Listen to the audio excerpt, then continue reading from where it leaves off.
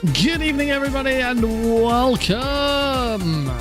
It is time for Tuesday night speedrunning here on the Nick RP stream. I hope you're ready for some Metal Gear Solid 2, because that's what we're starting off with today. But there will then be something new, and it is your task, dear viewers, to work out what that game is.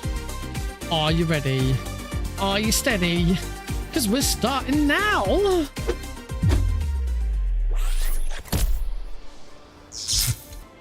Hey, welcome everybody. Hope you're all well. Welcome to Rorschach, Carrier Owen, Full. Hello everyone. Bonsoir for Carrier Owen. Ça va bien, merci. Et tout. I don't, that's about it. That's the best French you're getting out of me. There won't be much more French. Sabal, hey, welcome.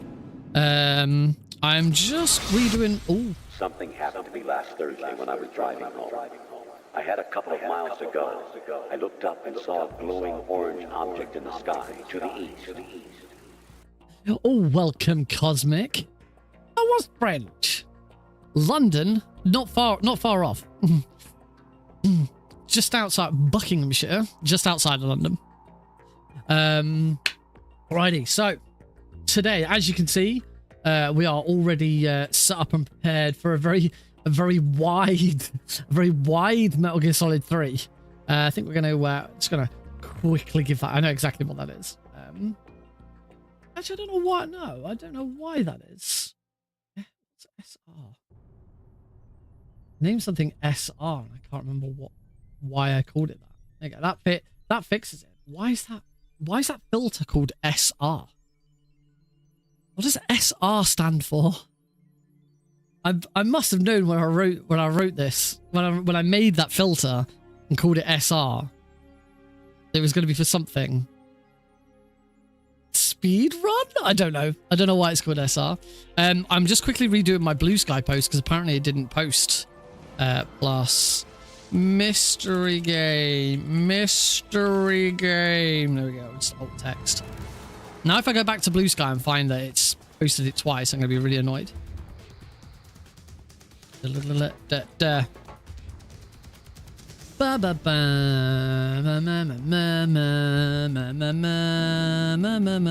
seem to have posted at all.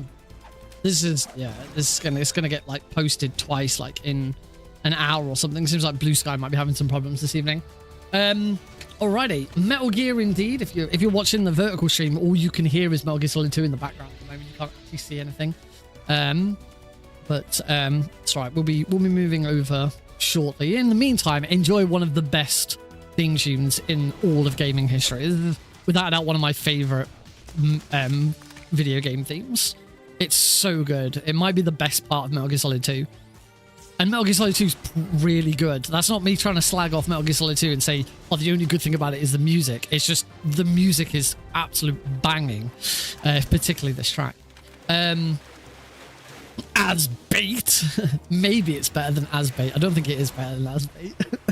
As Bait. So, couple of things for tonight's stream. Numero uno. That was definitely not French. I don't even know what language that was. First of all, I am continuing practice for the Metal Gear Solid Master Collection Pentalogy Speedrun, which I will be performing at a date that I'm going to reveal tonight. Not going to reveal it yet. Maybe we'll reveal it after the first run. But I will be revealing the date that I'm going to do all 5 games in the Metal Gear Solid Master Collection back to back. So Metal Gear 2, Metal Gear Solid 2, Metal Gear Solid 3. All 5 games back to back. I have a date. I may have talked about this date before. But I have a date. It is confirmed. It will be done on that date. We'll talk about that more later. Second note for tonight. You may have seen from me reposting it and commenting over on Blue Sky. Andy Lippy, who is a prominent streamer, works a lot with StreamerBot and OBS, does a lot of tutorials and stuff, has made this really cool extension for StreamerBot. It's amazing. Working with the run.gg, which if you've not heard the run.gg works with live split and allows you to not only automatically upload your live split times to the run.gg, but it also shows them live. If you go to the run.gg and go to my page, Nick RP Green, you will see my live split open. You will see my stream because it grabs your Twitch stream because you log into it with Twitch. But it's linked to my live split and you'll be able to see my live split in real time. It's really cool. But using the run.gg and using their API, Andy Lippy has been able to create this this cool extension for StreamerBot, which taps into the run.gg and can therefore create events based on green splits, gold splits, red splits, starting your run, resetting your run. There's loads of different ones. It's still a little sketchy. There's finishing run doesn't seem to work at the moment. I commented, I sent him some feedback saying that there was a bunch that weren't working, which he fixed. And then I went and checked it again, and finish run is still the only one that doesn't seem to work. It's the one that I really want to work. Because what I'm trying to do is, it not only does it trigger on those events, but it also grabs a bunch of variables.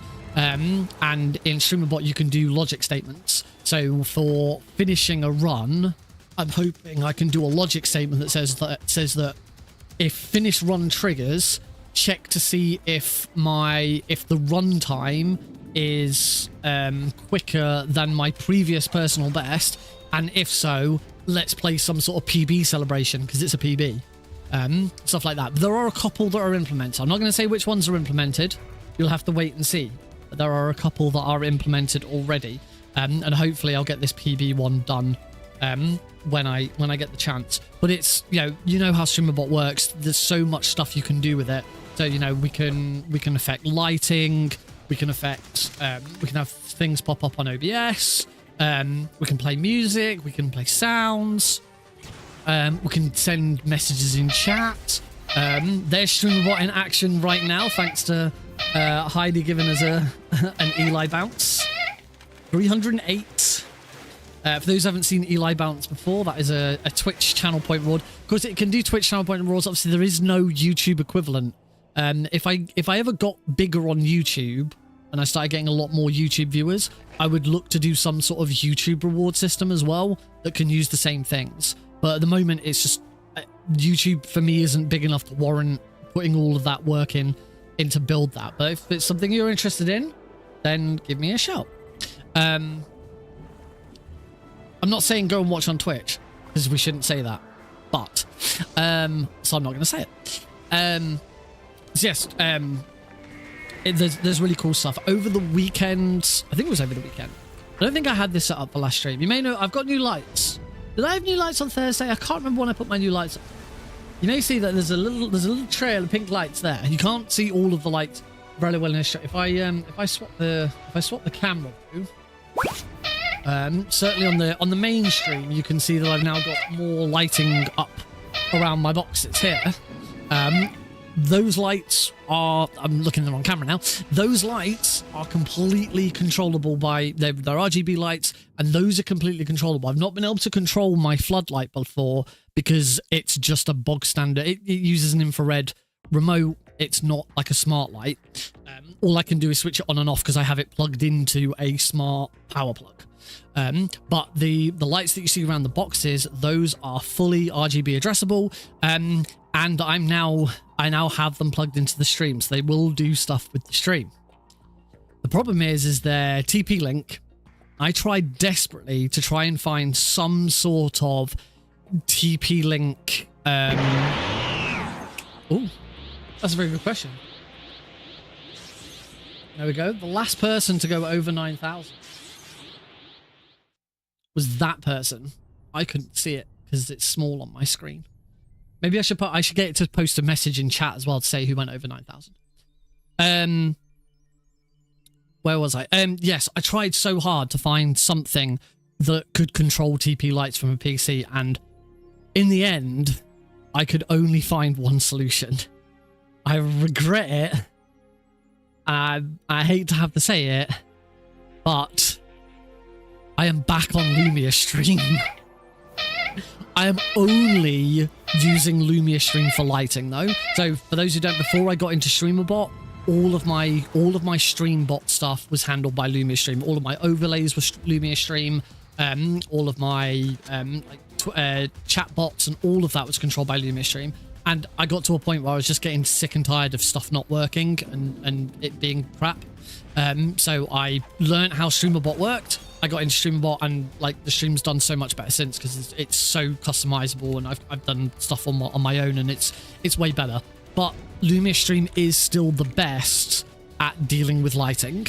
So Lumia Stream is now running again. I say it's only running for lighting. I'm using one overlay. Did you say nerd? Not nerd, node. That is pretty nerdy. But that you just saw there, couldn't have done that in Lumia Stream. Can only really do that in StreamerBot. But yes, with that I can now control the lights. As I say, I'm using one overlay for it because you can create virtual lights in the overlays. So like the raid scene now, when the raid scene is flashing on screen, that's an overlay through Lumia because at the same time and in sync. Oh no, a delayed Eli. He'll come when he's ready. And that's also going to delay who went over 9,000 as well. Oh, there's Eli. Here he is. I realise on the vertical stream it looks really weird because of the way I've got it set up. And yeah, the over 9,000. That also doesn't really work on the vertical stream. I need to figure out a way of doing alerts on the vertical stream well. I think the only way of doing it is actually set up a separate... It's either to set up a separate vertical alerts overlay and have StreamerBot trigger both every time, or it's like each individual element that I have them on a separate screen and then I pull all of them into two separate streams. It's going to be complicated. But again, I don't think the vertical stream does enough. It like pulls enough viewers to warrant like all the doing loads of stuff with it at the moment. We'll have to see. Eli is looking extra thick. 311 Eli's at now, which is pretty cool. For those who don't know, the Eli bounce, every time the Eli bounce gets triggered, it goes up in cost by 1 channel point and it increases by 1 pixel in height and width.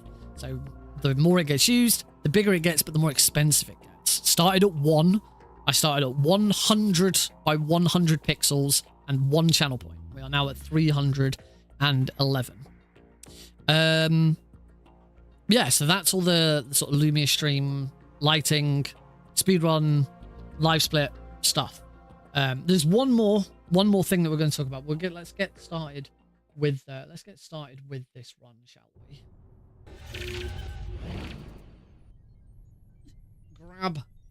Grab my controller off the floor.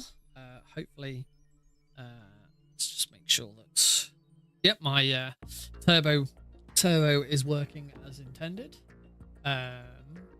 Oh, my live split isn't showing up.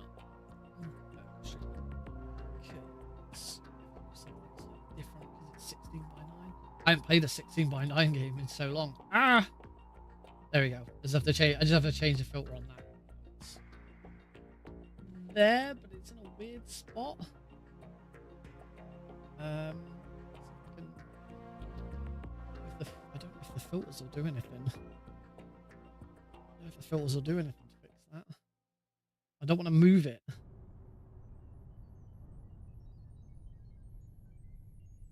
That's not doing anything. I might just leave it as it is and come on. There's another one. I need to try and figure out the best way of having that display. It'll do. It's all right. Let's get on with this, shall we? So this is Metal Gear Solid 2 from the Metal Gear Solid Master Collection. I am going to be running all 5 games in the Master Collection back to back on. Tell you later. But I will tell you today. Quick change to previous. Item window group. Own view normal. These all look fine. These should all be fine. Leave that as that. Load game. We're going to be running New Game Plus because that's faster. Absolutely, you have to run. I'm not just saying, oh yeah, it's just not like Metal Gear Solid 3, where it's like, oh yeah, it's faster because you save 10 seconds not having to pick up the boss's camo at the end. No, massive time save by playing New Game Plus. I actually don't know which one of these I'm supposed to do. I think it's that one. I'll soon find out. Shut up in there, will ya? I'm doing it. Hey, Blues. All right, tanker plants on very easy difficulty, and the time will start the moment I hit the magic button. So we are going to get going in 3, 2, 1, go. Oh, I forgot about the radar. There we go. The timer has started. Don't remember exactly when live split starts on this. But it is game time. I need to remember, I'm playing MGS2. Hold my controller up so that I can see the lights. All right. Because we're on the Master Collection, we don't get the fancy, we don't got all the fancy AS like overlay that you get with the PC version of of Substance, where you get like the overlay that says, oh yeah, I'm running turbos enabled or turbos disabled. Hey Rusi, thank you. Yeah, turbos enabled, turbos disabled. So I have I use Steam input for mine, and so as part of that Steam input, because I'm using a DualSense, I have Steam input change the color of my controller light, depending on whether I'm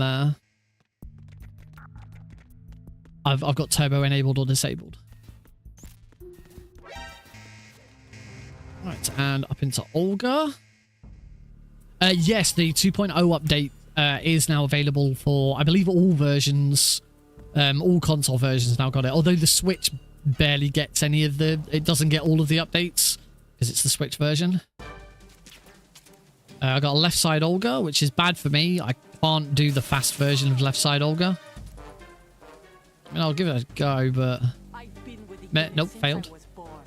Yeah, I know the PS5 and Xbox Series versions got oh, she's a lot faster because this may have screwed up actually. I've never fought her from here before.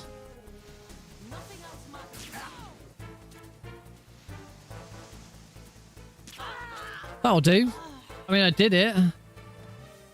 Yeah, that's because I only hit her once before we went into that section. Because I tried with left side, or I shouldn't have done. I should have just dealt with it.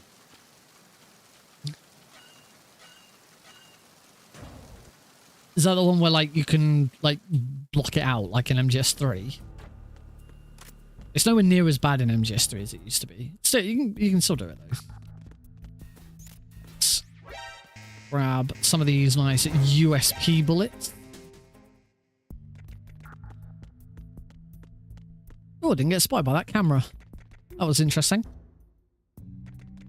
Boom.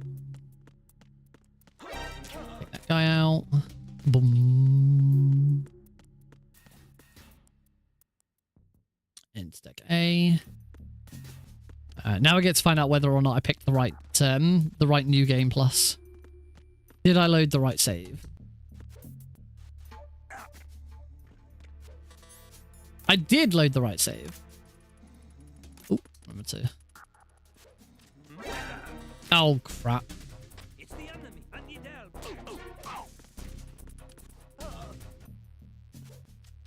There we go. Second time's the charm. The Prozac skip into the engine room. I want the USP. Stand about here. Oh, I actually missed the control unit and luckily shot the floor instead of the Semtex. That would have been really bad. Arizona Bridge checkpoint passed. All non-essential personnel report to the holds in 10 minutes time for the scheduled briefing session with the Commandant. You are ordered to continue manning your posts until that time. 1, 2, 3. Oh, I still have...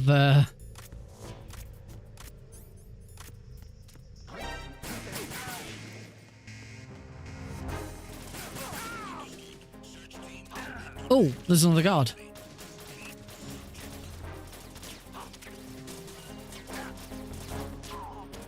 I screwed this up, didn't I? That was awful. That's really bad. I need to make sure I grab some the extra ammo here. That was just terrible because I didn't realize I didn't have the Mark 22 equipped. All right, into guard rush.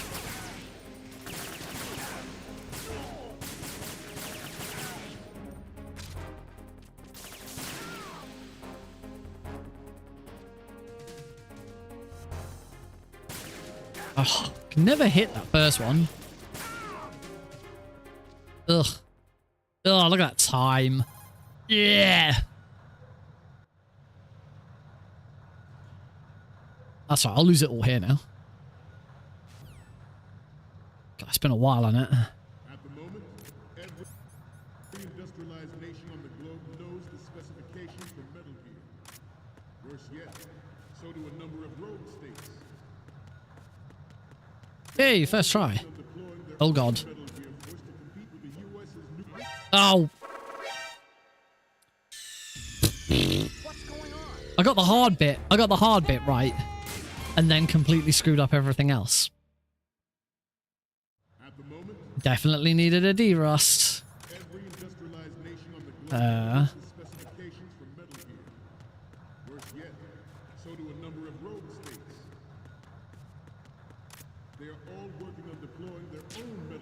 Oh, I walked into the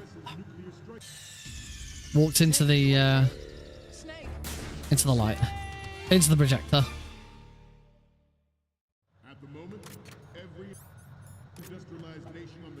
Nope, didn't actually equip the snake. There we go. Oh, that's not going to work, is it? Nope.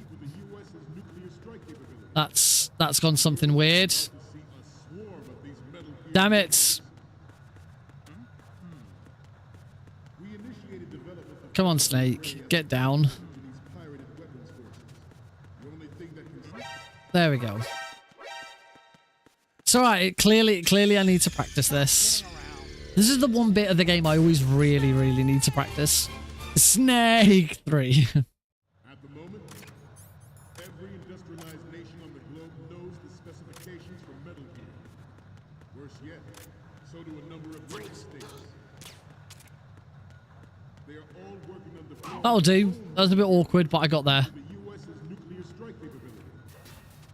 Yay! I'm through. We initiated development of Metal Gear Ray as a countermeasure to these pirated weapons forces.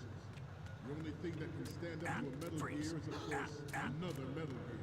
Okay, that's not really how that normally goes, but I'll take it. All right, photo time. So 1, 2. Now, thousands of Metal Gears that exist all over the world are no longer a threat. The blind rush to nuclear proliferation 3, will be contained. 4. That should be all of them. Yes, tanker 145 behind. Yeah, I did get lucky on that roll. Not a very good roll. Got all 4 photos in the first try though. We the Marines.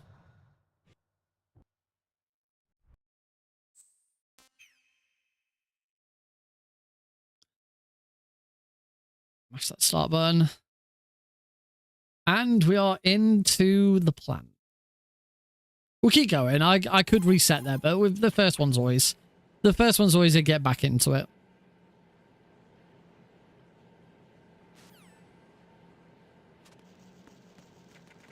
Just gonna run over to this door. Give it a good old crank. Realize that we're not the only people here. We are not the only people. That's not how the song goes, does it?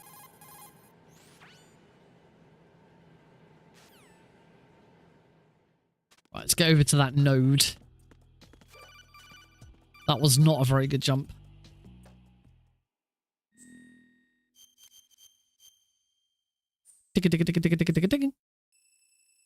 Just like that.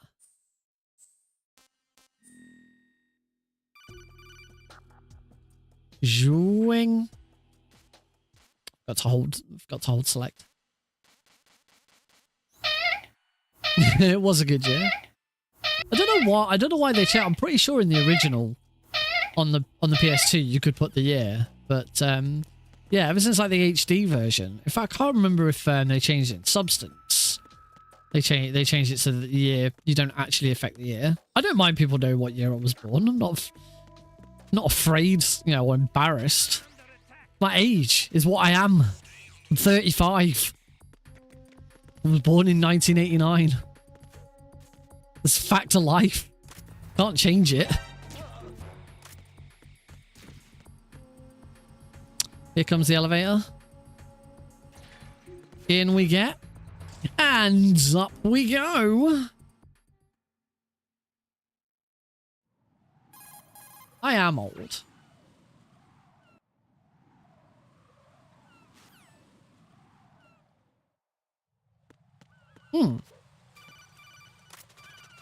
Oh, bloody turbo. Gotta get used to MGS2. MGS2 is the only version of the game where we use turbo like this. MGS 1 and 3, push a button, now push other buttons, turbo. MGS2 is the only one where we toggle turbo on and off. And it still affects me sometimes. So like, yeah. Unfortunately, you can't really do it with the other way. You kind of need it to be a toggle. That Harrier doesn't really work if it's not a toggle. Right, I want to unequip that again. So we want to go into this cutscene without it equipped, I believe.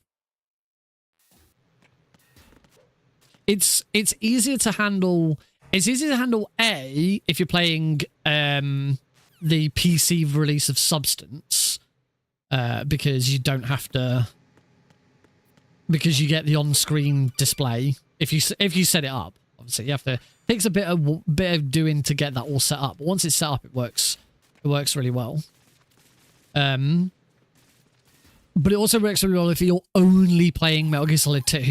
If you're only playing Metal Gear Solid 2, it's fine because you'll get used to it very quickly. But if you're, you know, like me, doing 5 different runs all at once, like there's no turbo for Metal Gear and Metal Gear 2 because it's kind of built in. You don't need turbo for any gameplay purposes, and you automatically skip through dialogue with the X button anyway. Right, and into Stillman. Meet up with Stillman. This is our big New Game Plus time save. If you weren't aware, if you're doing a brand new game and you haven't loaded a save, that cutscene is not skippable, and neither is that one. There are 2 unskippable cutscenes. If you do not have, if you do not play a New Game Plus, very important that you do that. 7 minutes sounds about right. There is one exception that I know of. Yes, the one exception, unless anyone figured it out, which I can't imagine they did. Actually, I do need to go back and have a look at that run and see if the person did figure it out. The exception is blindfolded. Shut up in there, will ya? Okay. Hey, Johnny. Oh, that's just Johnny. That's just Johnny letting us know he's here. Hey. Yeah, blindfolded is the exception. Because the other change that New Game Plus does is it randomizes aim's location. On New Game, aims is always in the same place. In New Game, aims is always in the same place. I've gone the wrong way here. I usually go up there. Just to avoid that guard completely. Yeah, Ames is always in the same place on New Game, but he's in a random location on New Game Plus.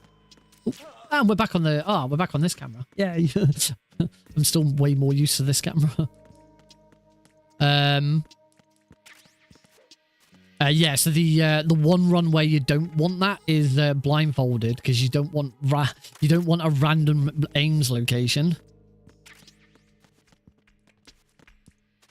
It does mean you have to sit through 7 minutes of cutscenes, but at least aims is going to be somewhere where you know where he is and you can, you know, route it. One day I will go back and I'll actually do the blindfolded run, since I did route it.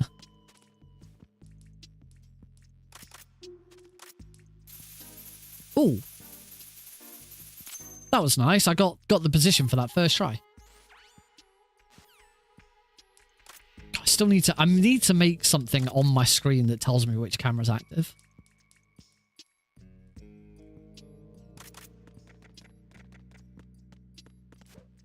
The one downside I'm going to see to having multiple cameras is one day, and when I say one day, I mean far, far off in the future. I cannot afford this anytime in the future. I would love an Elgato prompter. If you've not heard of the Elgato prompter, it's you know auto cues for TV presenters. It's basically a mini auto cue that you put your webcam behind it, and you can put, I mean, you can set it up to have anything there. I know most streamers that I'm aware of that use it have their chat set up there. So basically, I'd look into the prompter, I can read the chat, and because my camera is behind the prompter, like looking through a mirror, looking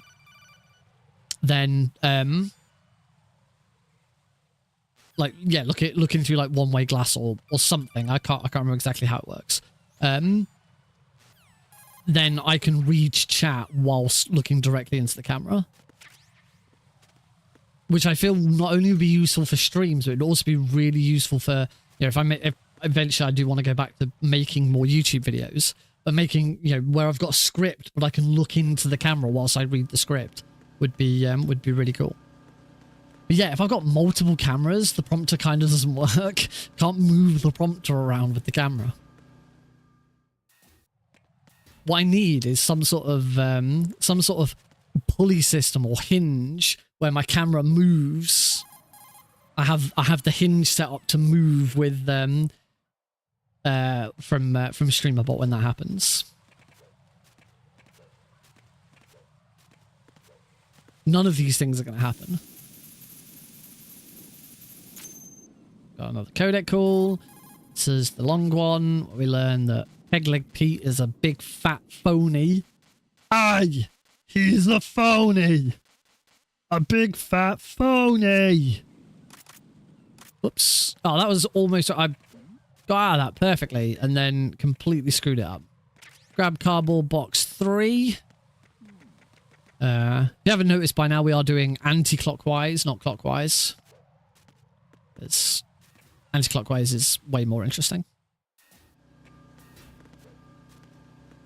Because with anti-clockwise, we get to do this trick. So this is the box glitch. Where we hop up onto here. I can now equip box 1 and teleport to the dining hall as a completely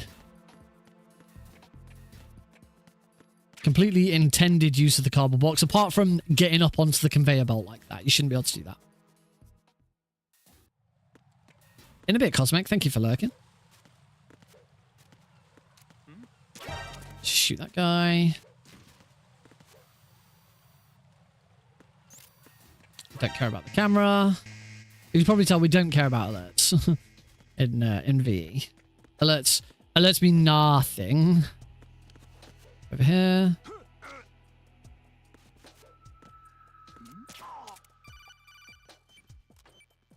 Open up the hatch. That is the last C4.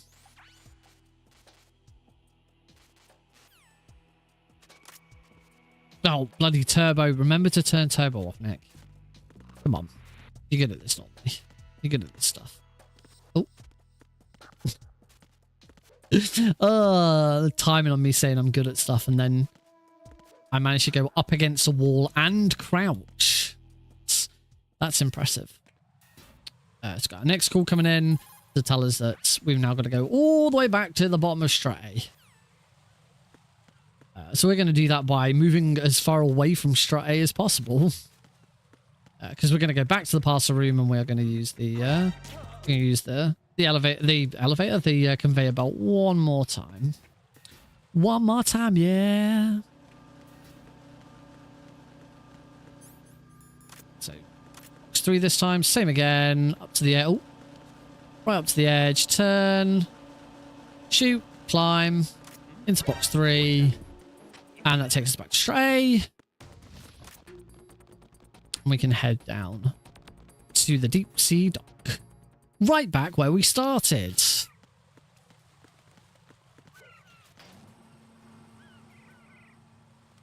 Is there a game in the Metal Gear series where you don't go all the way back to the very start? Yes, Metal Gear 1. You actually don't return to the starting room in Metal Gear 1.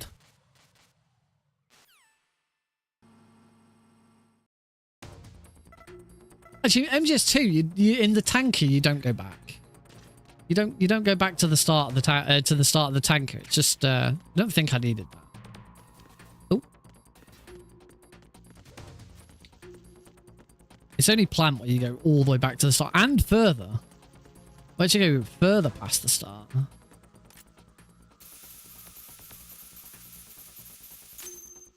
Yeah, I did it standing up.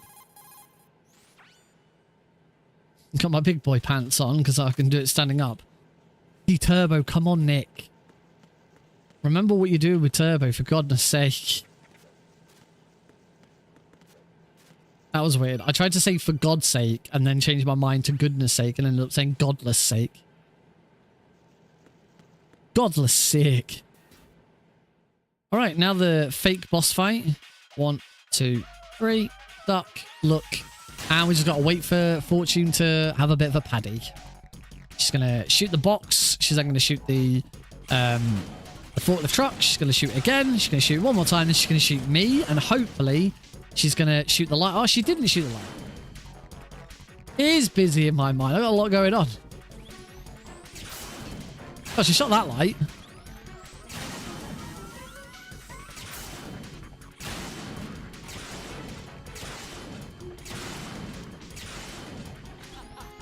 She started laughing. Yeah, this is going to be slow because she didn't shoot the lights.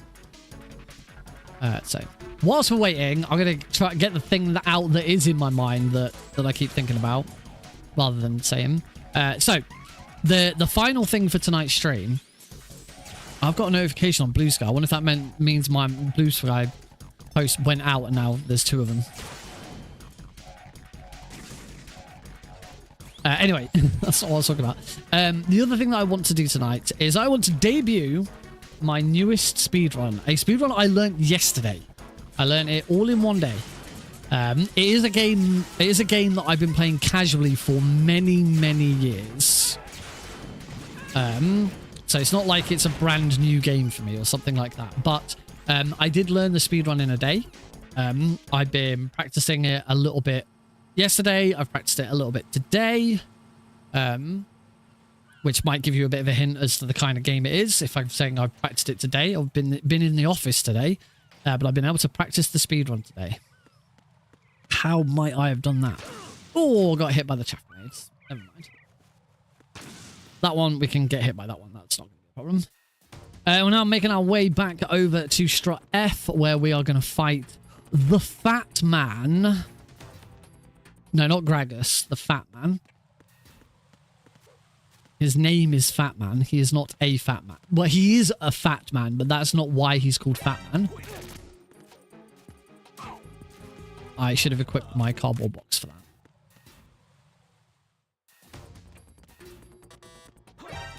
Scare the guard with my box. Fat Man is not called Fat Man because he is a fat man. He's called Fat Man because he is named after the Japanese Fat Man nuclear bomb. The fact that he is a fat man is kind of it's a coincidence, but in my mind I kind of feel like because he gave himself the nickname Fat Man, he decided to get fat so that he would be a fat man called Fat Man. Just because you are a fat man also means you are fat man. Let's go and fight the fat man. Anyway, I'm going to debut a new run. Your task today challenge... Oh, frickin' heck. I cannot get anything right in my head today. What is going on? I have an aneurysm or something.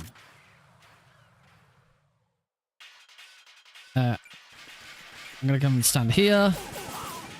Going to shoot Fat Man a couple of times in the head. I got that wrong. I was supposed to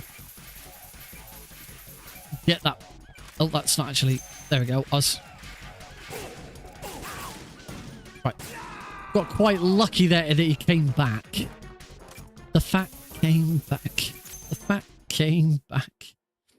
I am old. Is that what it is? Is it just that I'm old? Turn the fat man. Oh, that was a terrible roll. Anyway. Your challenge, dear viewers, is to work out. I'm not going to say guess, because it's not just guessing. Your challenge is to work out what game it is that I am going to be speedrunning. We started this on my Discord server today, so there's already a few things. I will answer any yes or no question honestly. So you can't just ask me what is the game, because I have to answer yes or no. I may sprinkle in some extra clues with my answers if there's something. But I can at least tell you where the Discord server got so far today. So we've established that it is not a Metal Gear. It is not even close to being a Metal Gear. So it's not like an adjacent Kojima game. It's not Snatcher. It's not Police Nauts or something like that. It is also not a stealth game. We also established for the second time today, Blues, it is not the Twin Snakes. Do you want me to play the Twin Snakes again? Is that what this is all about? Yes, it is not a stealth game. I did stipulate that Splinter Cell is still in the bag. I do plan to run Splinter Cell at some point, but it's not Splinter Cell. Someone, I want to say Silent, asked whether it was pre-2010. And I said, yes, it is pre-2010, and I followed... It's not and I followed that up by giving the decade. It is a game from the 90s. Silent, then, it's not Twin Snakes. Heidi can't help. Heidi knows what it is. Oh, I've gone to the wrong floor. Damn it. Yeah, we talked about it yesterday. Anyway, let's go to the correct floor now. Heidi, don't tell them. She's just going to say it's Twin Snakes. No, I haven't done the. I prefer doing the thingy with the thingy. The Claymore. I like the Claymore version. Because Claymore means you don't have to get through that squeeze. And you also avoid this guard who's like running around. So he's going to go for a run now. There you go. And also the door, the elevator's already here. I don't know what's going to happen. I don't know what's going to happen. I don't know what's going to happen here. Now that because I screwed this up. I don't know if I can still just run up to the right spot and just knock.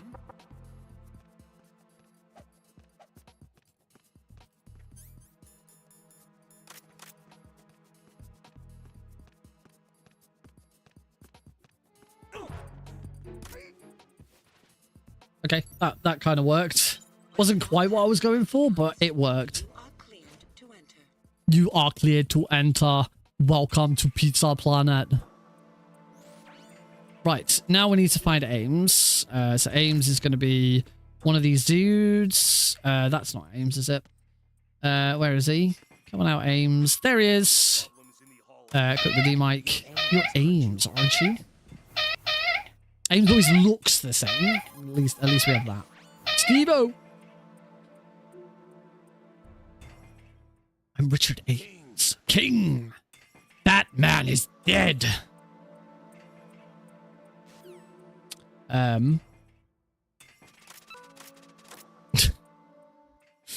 So what's that? Establishing stuff. Oh yes. Silent then asked. Thanks, Steve. Silent then asked if it was a game. It's the enemy. I need help. That doesn't work so well with turbo enabled. Oh yeah. Silent asked if it was. That man is fat. If it was pre-2010, and I said yes, and I said I'll give you another hint. I think it's better. King Barman is fat. Who the hell's Foreman? So I said yes, it is pre-2010, and I followed that up to say the decade that it's in is a game from the 90s. Silent then asked if it was a SNES game. To which I said yes, but I will be playing a different version of it. So implying that it's a game that was released on multiple platforms. And whilst it was released on the Sega, the Super Nintendo, it's not E.T. I don't think E.T. was released on the Super Nintendo. Whilst it was released on the Super Nintendo, I would be playing a different version.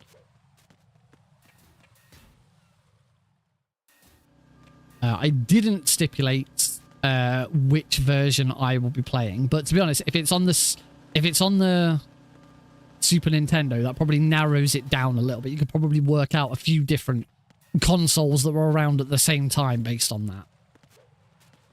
that. So yeah, give me your I will answer any yes or no questions honestly. I may give additional hints or clarify some answers if I feel like they need clarifying. But yeah, work it out, folks. Is not Nintendo exclusive.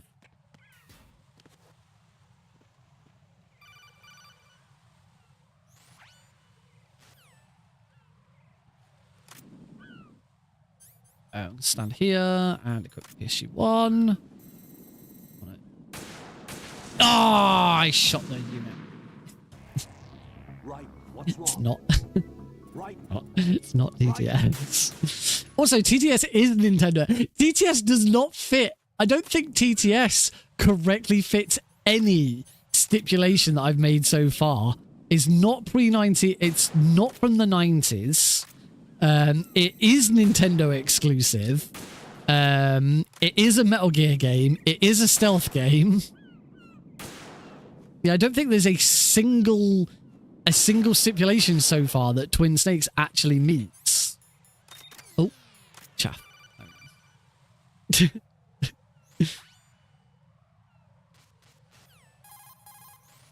All right, Harrier time. I'm going to concentrate on this fight.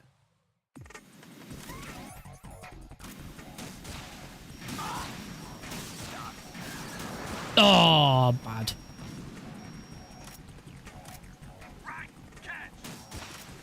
I think that hits. No, it didn't.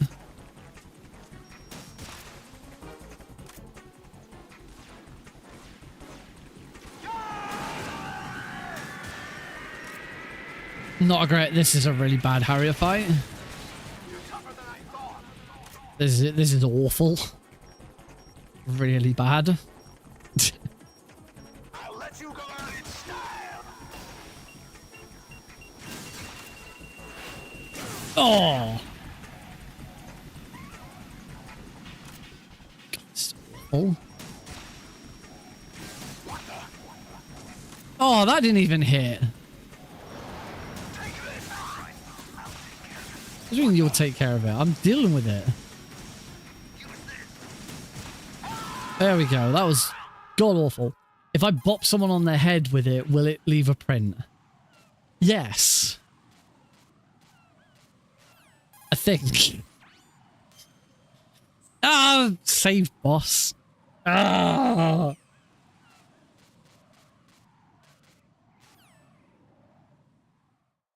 I'm really bad at Metal Gear Solid 2.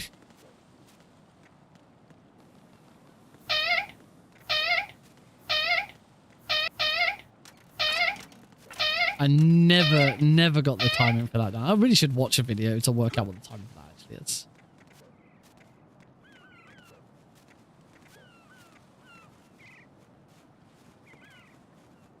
I will give you one additional clue.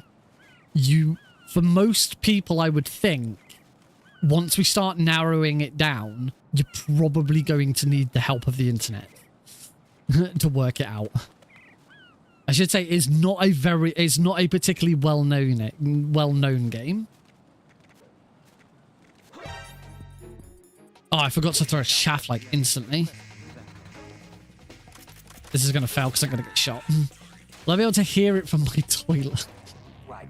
Are you all right? Answer me. Raiden! I mean, it depends on what kind of sound system you're playing it on.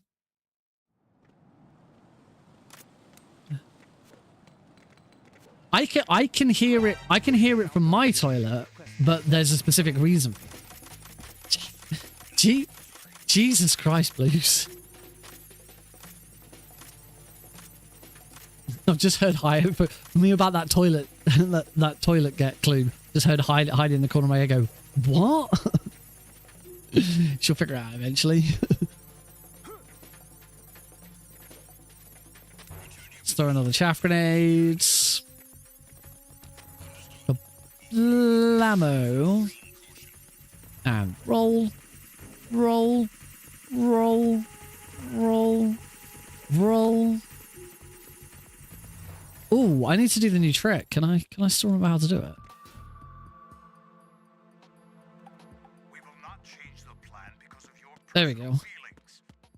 Oh, and then I immediately screwed it up because I pushed X. If Blue says TTS again, will the game beat up all copies of TTS? I don't think it could beat up.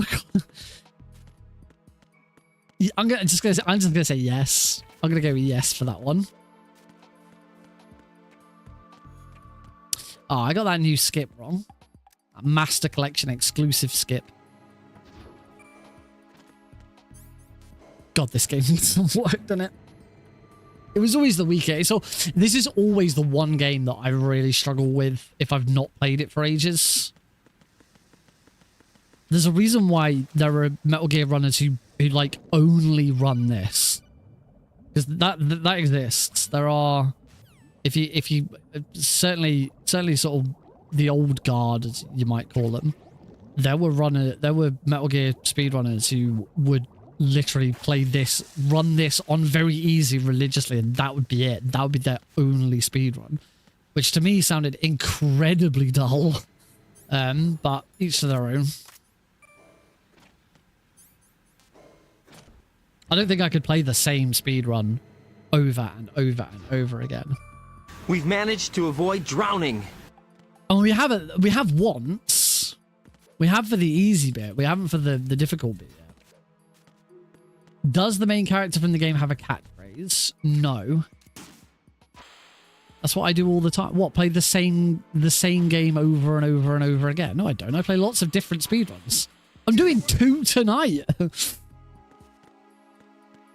This way.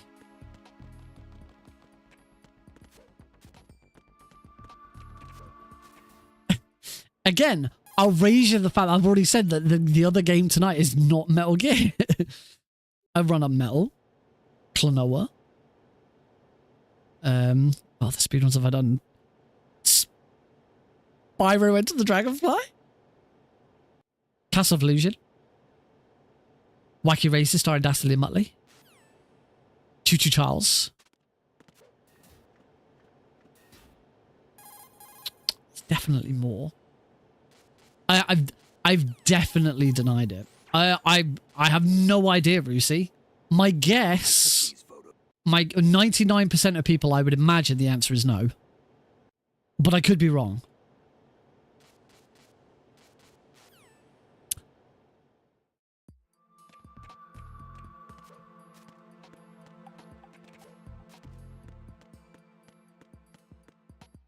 Oh yeah, I was playing it last night and Heidi just sort of looked over and went, "Why are you playing Redacted?" And I said, "How do you know what it's called?" No, I didn't say. Oh, I didn't say that. I didn't say I haven't been spying on you.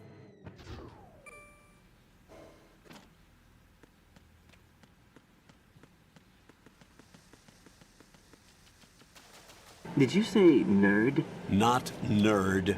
Node. Yeah, Heidi's a nerd. Heidi's a nerd.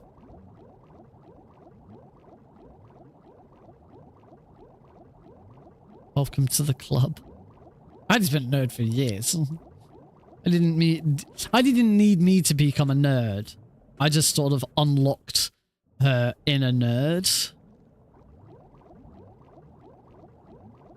There was always a nerd trapped inside waiting to get out. I helped that nerd blossom into something beautiful.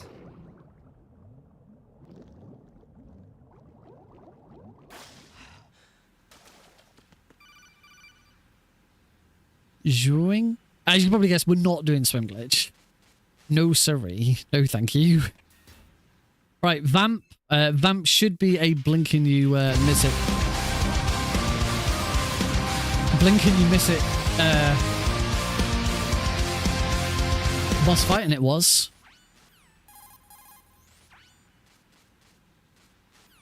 Oh god damn it. I bet I haven't got the run GG set up for these splits. Absolutely should have been. We got a gold split. That absolutely should have been. Hey, iTypes Live. Seen you in ages. How you doing? Ripple's good. But thank you for looking. I'm gonna check during Twilight Sniping, but I'm pretty sure I don't have the Run GG extension set up on this layout. I got a gold split, and there absolutely should have been something that happened. We're doing pretty well. Alex is just great.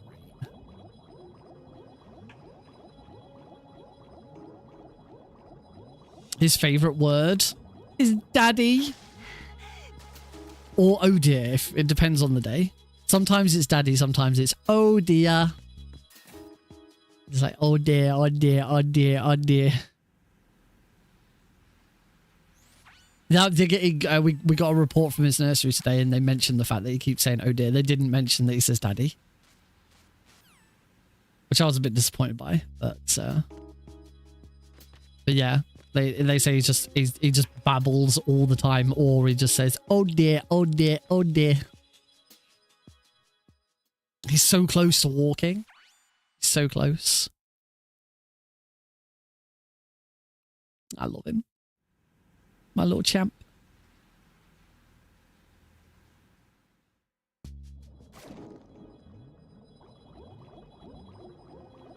Right, so let's go over here. So over here. Rusi said you've given up. I've tried nothing and I'm all out of ideas. He is, as of tomorrow, 13 months. No, not tomorrow. Friday. Saturday. It was Saturday. Heidi stopped moaning at me when I said Saturday. I don't know why I'd got the 20th in my head. 23rd. Shameful daddy. Shameful daddy. Daddy. Sorry. I can't make those jokes anymore. It doesn't work.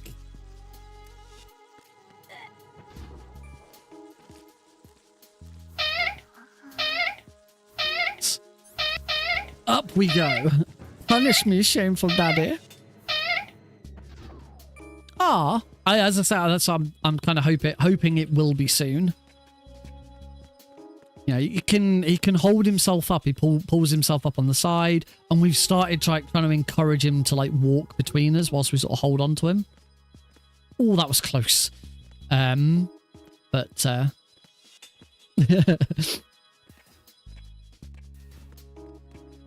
well, we found out what Blue's limits are. I wonder what this question's going to be. It's I can 100% unequivocally say that it is not. Shut up in there, will ya?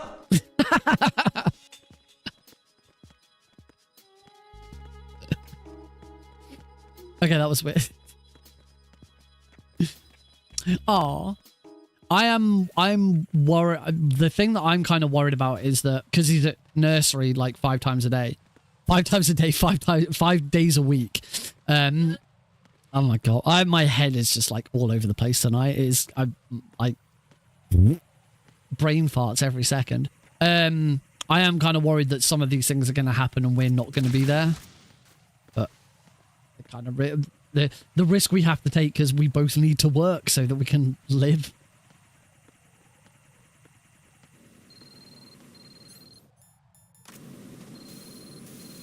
Give this a good spray. I think I saw not quite in the right place. That's better. And we're off again.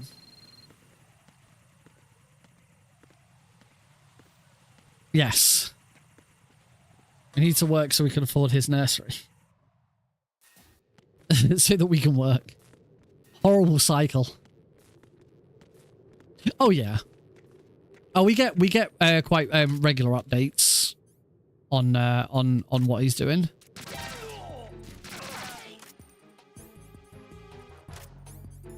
Oh god, I have screwed this up something fierce. There we go. So as I said, we couldn't be prouder of him. He's so good. Bonk. Grab. And then bring her to the twilight sniping, where I have the chance to quickly have a look and see if I don't have the run GG on my life split.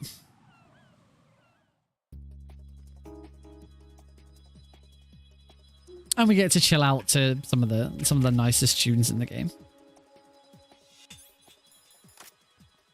So we shoot that. I want to head over to here and shoot him. Shoot that one. Don't look at Emma. We don't look at Emma. If you look at Emma, there's a very good chance she'll fall over. Want to avoid that. Should be a second one coming over the top at some point. We want Snake should be turning up shortly. There he is. Oh, will I teach him to speedrun? Only TTS. I'd like to. Heidi very quietly. No. Are you kidding? We are doing the Bluey speedrun together. We are. You don't get a choice. You said you fucking nuts. You know, I'm not sure I like you being in this room whilst I'm streaming.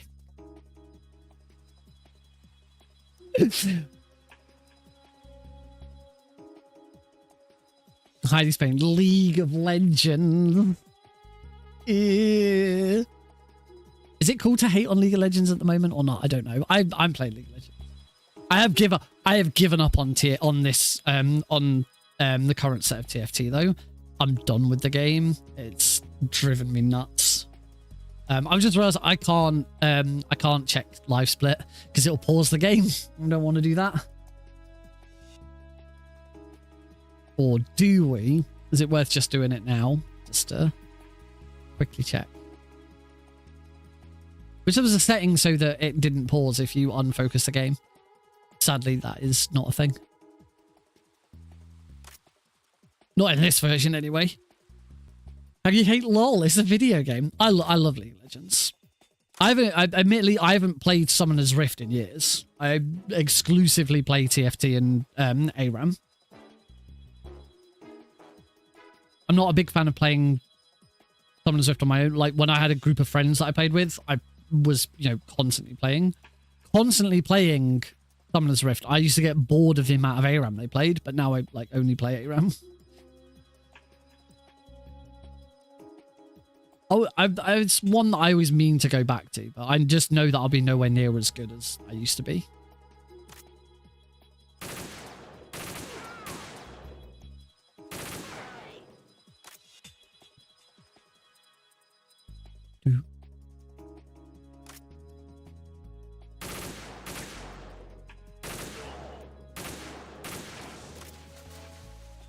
Right, I think we're done with stuff whilst Emma is going around the back of that.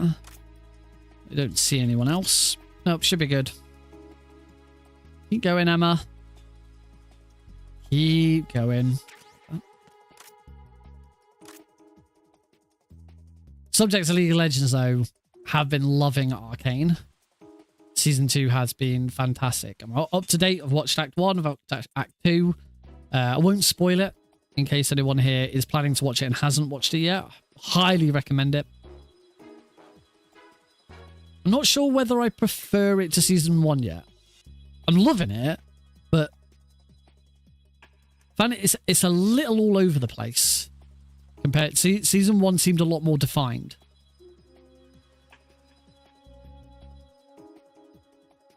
It's like we got to the end of Act 2, and even with 3 episodes to go, I'm kind of thinking, how do they wrap all of this up? Because we know they're going to write. They've said that Season 2 is the last season. There will not be a 3rd season of Arcane. But it has to somewhat wrap up. I think perhaps they could maybe leave some stuff open for spin-off stories. Somehow, even though they've said Arcane Season 2 is the last season, I hope that doesn't mean that the production the company they work with, I can't remember the name of the company. But I hope that doesn't mean that they're done with League of Legends. I'd love to see more stories in the same universe and the same style. I keep saying, every time I talk about it, I always say, I want a series about Jin in the same style. This would be amazing. Because then you get to hear Raiden. More Raiden. For those who don't know, Jin in League of Legends is voiced by Quentin Flynn, who voices Raiden. Can't recall, but it is French. I would agree with that statement. Hi, Vamp.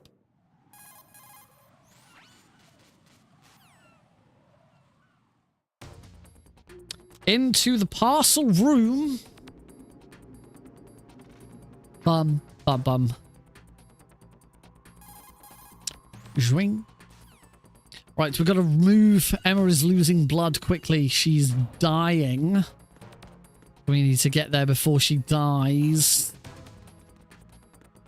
So we're going to run up here. We're going to do a roll here to quickly equip my AK-74U.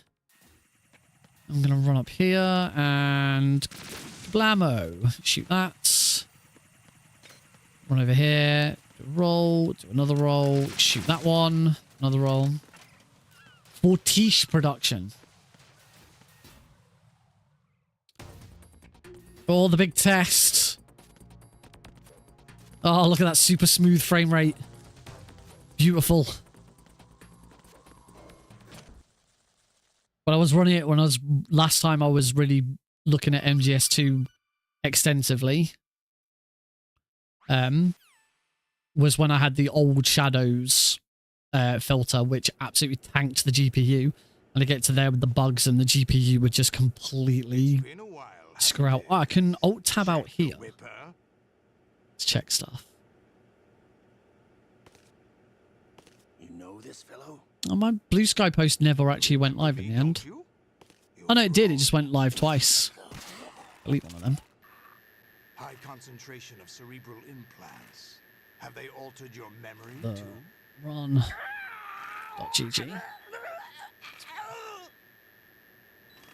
Alright, back in the game.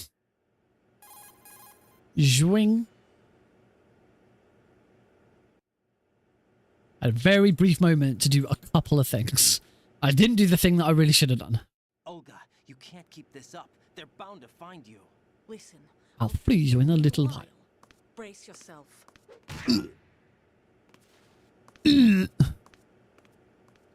Now we are going to give Rose a call.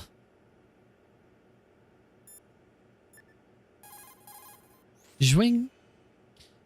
So calling Rose here triggers the next part of the game. Good grief, he's naked! Raiden, cover yourself. Naughty man. into the jejunum. Jejunum. Roll there. Now, are we gonna? Am I gonna attempt the roll? That was a good. I think that was a good codec answer.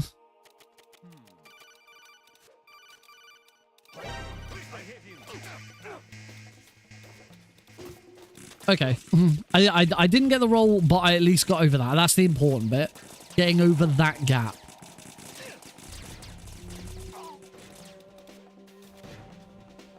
And we're in. Yeah, gold split.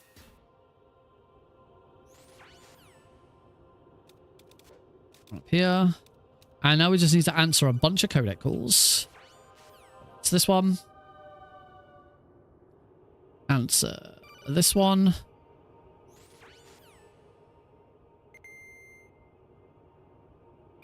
It's this one. Answer one more kernel one. And now immediately hold, select, and answer the rose one. Jack. I'm pregnant, Jack. Your baby.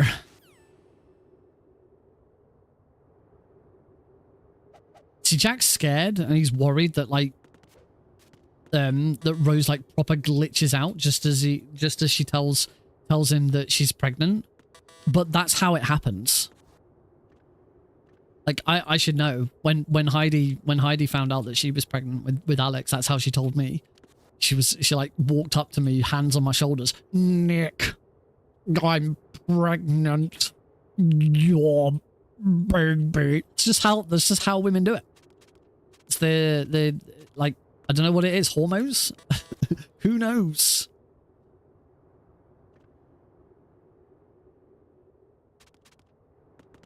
I can hear Heidi furiously typing.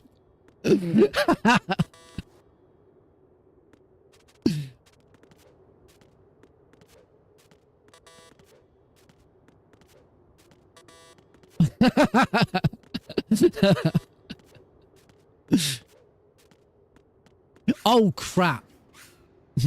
I PPK'd instead of swinging the blade, so the timer hasn't started. Welcome back, Cosmic. I done screwed up on multiple fronts. 4 minutes behind. No, I was just saying, you know how Rose at the end of that the codec call when you're naked and she's like, Jack, I'm pregnant. You're baby. I was just saying that's how all women tell men that they're pregnant. Heidi refutes this. She seems to think that she told me in a different way.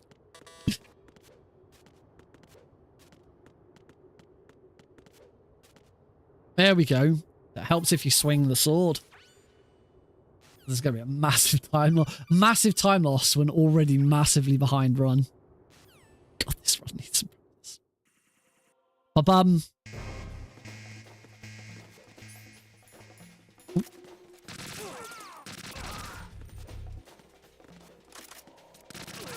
Shoot some guards. Guards. Shoot that guard. Shoot that guard. Okay, don't need to swap to I don't know what it is. I was always told that it's much easier to do the Prozac skip there if you swap to the SOCOM, but I never need to.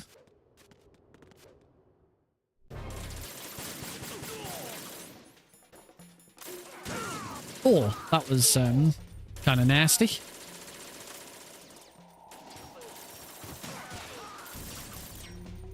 Don't think I'm in a very good spot here. No, I'm not in a very good spot here. Further back.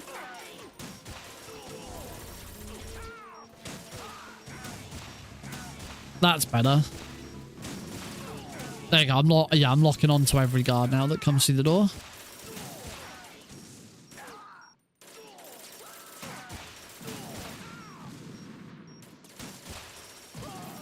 Whoa! Deal with them, Snake. Deal with the ones that I miss. Door.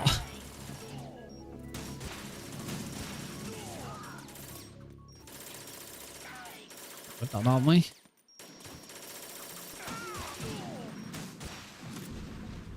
Not my best.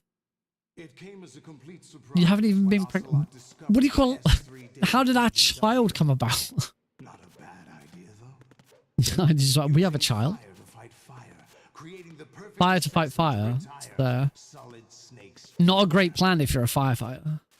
S3 stands for Solid Snake Can I Simulation. tab out of this without It's a pausing? development program to Yes, I can. artificially Quick. reproduce Do the solid things. snake, the perfect warrior. Do the The result things. is a Do the foxhound commando. things. When Oh, Foxhound no longer exists, a simulated the run.gg solid is snake on by this. VR regimen. Sound like someone you know, Jack? run.gg is I'm on. sorry to see you reduced to one of the Patriots' puppets. Oh, StreamerBot like died at one point. And their plan too. Solid Snake's Ah, sudden that's appearance, why your StreamerBot like arrival. had a It was obvious that fatal something error. was among my ranks. I had to smoke out the agents So I now before the can't see mission chat entered the final phase. You came in until it handy reboots. as bait. As bait. Jack, those days during the Civil War were as real as Okay, they come. hopefully I'm back Every online. day was absolute. Split between life and death. You ran from it. And now you've been led back to war by something less than real.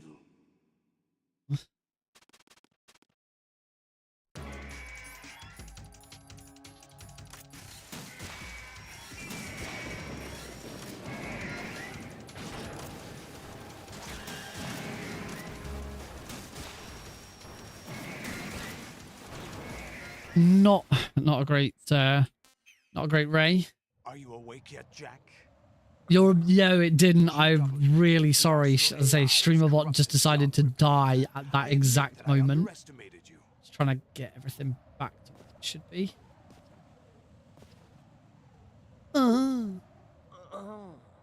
I'll squeeze the answers out of you instead, my son. Oh shit! Jack does actually die here if you don't.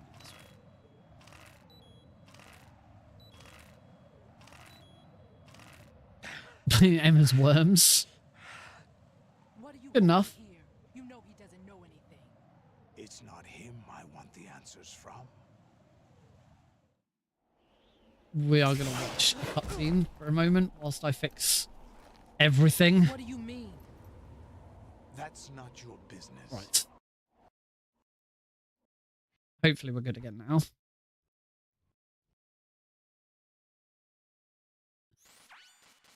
Hopefully we're back on track.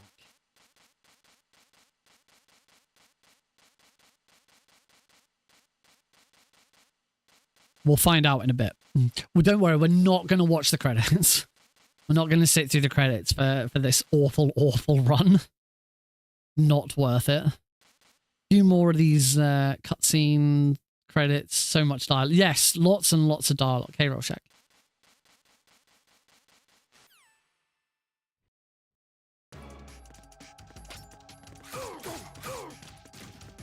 Sound about here. That's probably about right. Nope, that was not far enough away.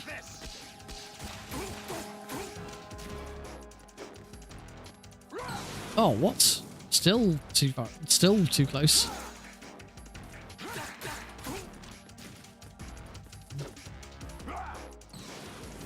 This one a bit skew with. Jack, this is where it gets interesting.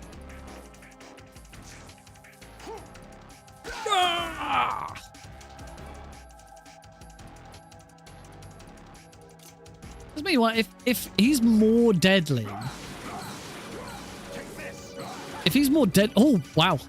If he's more deadly without the octopus arms, why does he even have them? Oh, that was a really long set of attacks. Come on, don't fly! Yay! Kick. That's the good one. There we go. There we go. There we go. Right, that is it. Remember this place? We're done.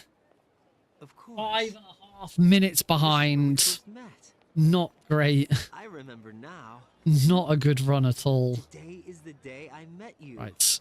Let me just check a couple of That's things it. before. whilst we're waiting for. Well, I say we're not going to sit through all of the credits.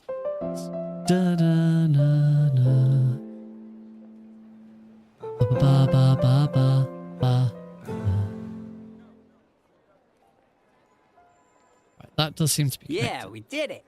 I think I found something. It's not time for TTS. We haven't really gotten very close to determining what game it is I'm running. For those who may have only just joined since we last talked about this, I'm going to be running a new game.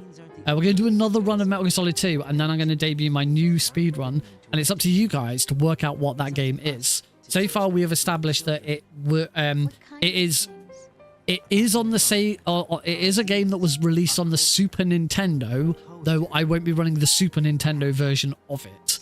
It's not a stealth game. It's not related to Metal Gear. It's from the 90s. Is that a proposal? And it's not Twin Snakes. Right. Well, as I say, we're not gonna watch through the credits. We did get one or two gold splits. I think we got 2 gold splits. So let's reset.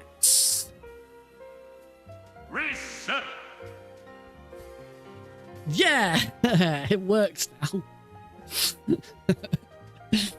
That was one of the ones that I set up for a live split. We get a nice reset every time I reset. We are going to take a break though, because I could do with a pee. So yeah, if you also need a pee, now is the best time.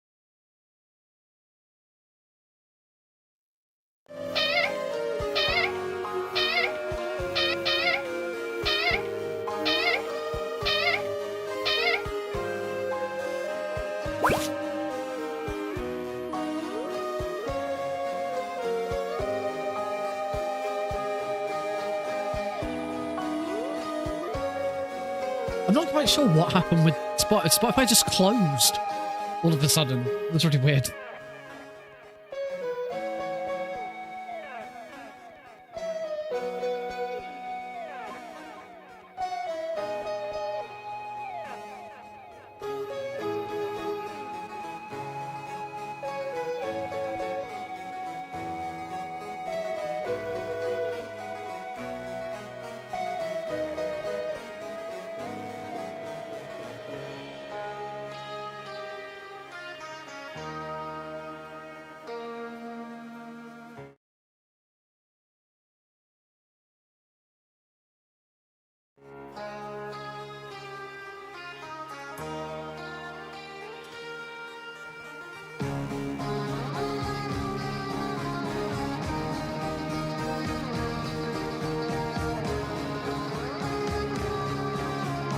Alrighty folks, welcome back to the Nick RP stream here on Tuesday Night Speed Running. Let's get on with run number 2 of Metal Gear Solid 2 before we move on to our mystery game, which chat, you guys are no closer to figuring out what this game is. Like where's your inquisitiveness? It's not the Twin Snakes! It's never gonna be the Twin Snakes. Does it have mechs? Mechs? No, it don't. No, I don't know why I had to think about that. No, it doesn't have mechs. Anyway, let's boogie.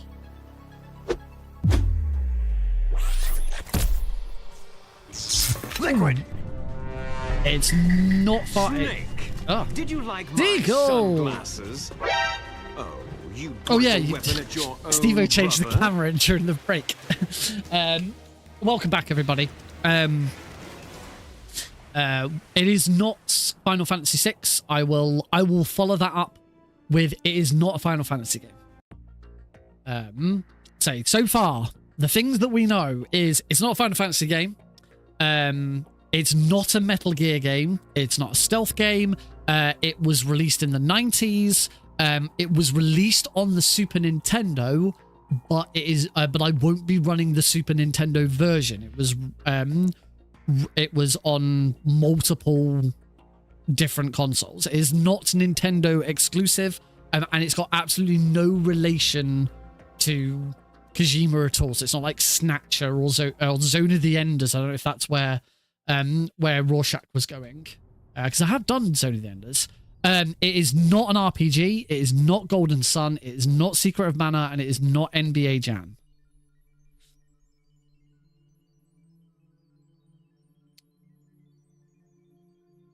Oh, and it doesn't have mechs in it. We also know that. This is good. Gathering information. It is not Yoshi's Island. Say, as I said before, it was released on the SNES, but it was also released on other consoles. And it is not Nintendo exclusive. It's not Metal Warriors. It's not RPG. So yeah, it can't be no Yoshi's Island. Yu-Gi-Oh! Yu-Gi-Oh! TTS, which... Troubadour... No, it's not Yu-Gi-Oh! It's not Harvest Moon. Oh, the other hint I did get is that once you guys have narrowed it down, like... platform, genre, year, those kind of things, you probably will need the internet to help you out, because it's not a very well-known game. It's not like, it's not a Mario or a Sonic or something. It's a little obscure, but to be honest, because I've not really talked to many people about it, I actually don't know how much it exists in the zeitgeist. It's not the Yu-Gi-Oh! Twin Snake deck. Is that just a deck full of different snake monsters? And, of course, the tactical espionage agent? Is it tactical espionage agent? Is that the Solid Snake Yu-Gi-Oh! Card? Because there is a Solid Snake Yu-Gi-Oh! Card, if you didn't know. I think it's called tactical espionage. Twin Snake is a Yu-Gi-Oh! monster. There's a Yu-Gi-Oh! monster called Twin Snake? I'm sure I would have. Surely I would have known this. Yu-Gi-Oh! Twin snakes.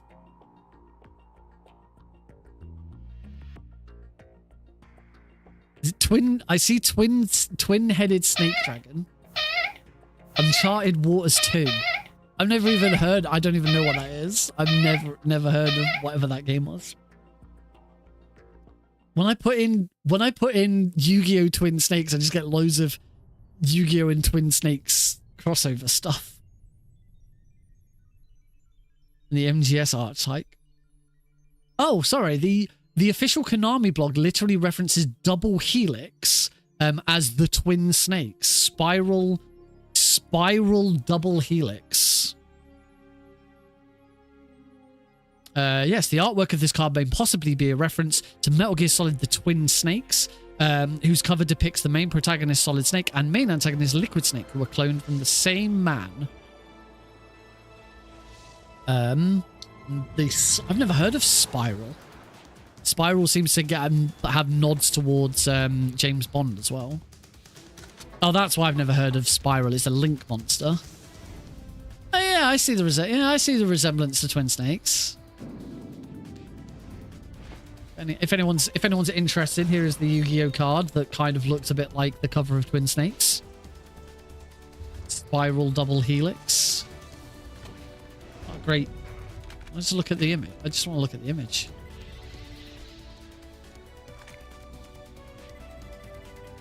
So apparently in the blog, in a blog post, Konami literally referenced it as the Twin Snakes. So there you go. That's pretty cool then. Link monster. That has a reference to Legend of Zelda as well. I stopped playing before Link Monsters came out. I stopped playing just as what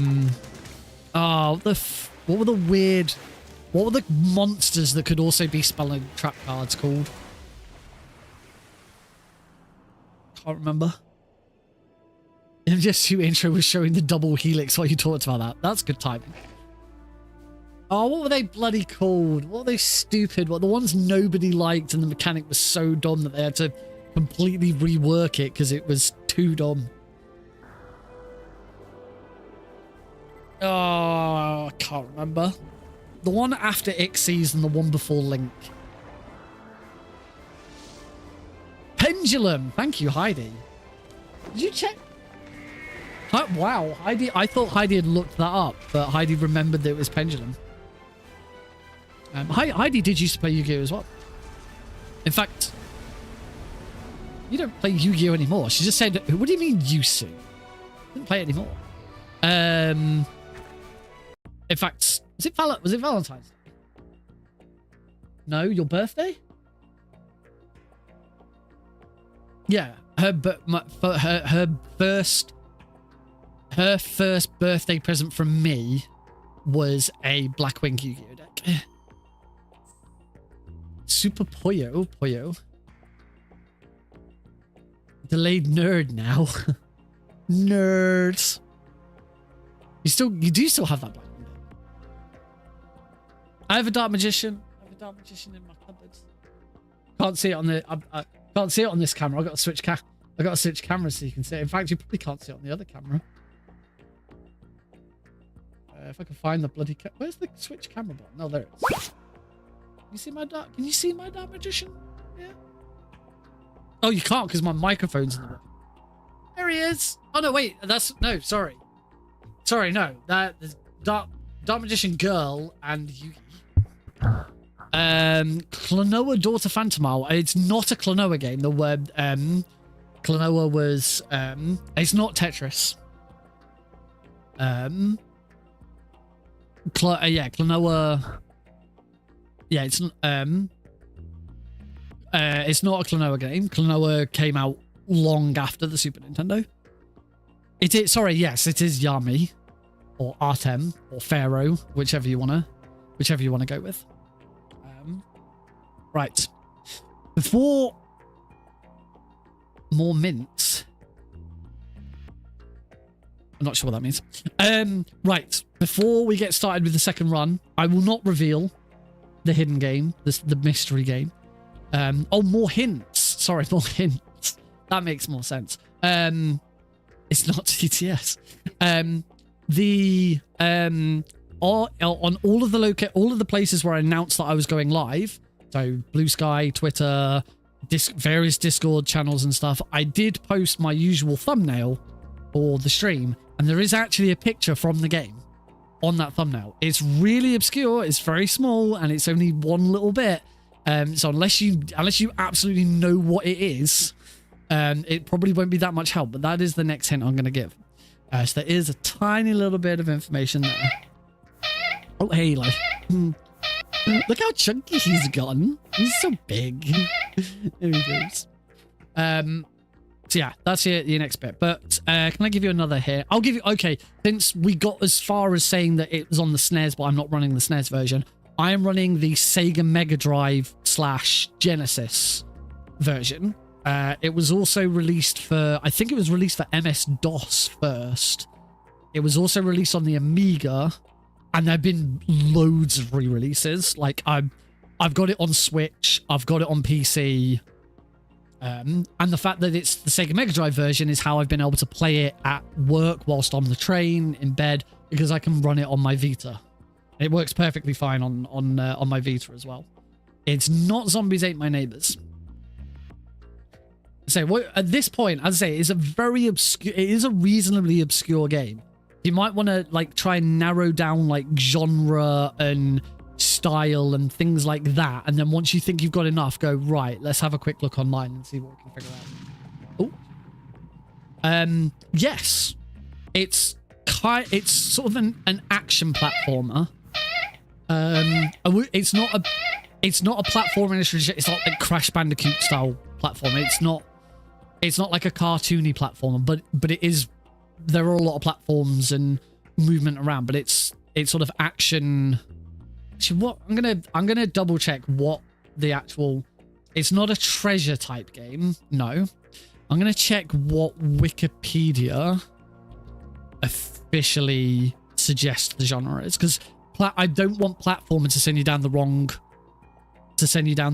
road here, because it's not. I say it's not a platformer, but there is a lot of platforming in it. Game. 1992 video game.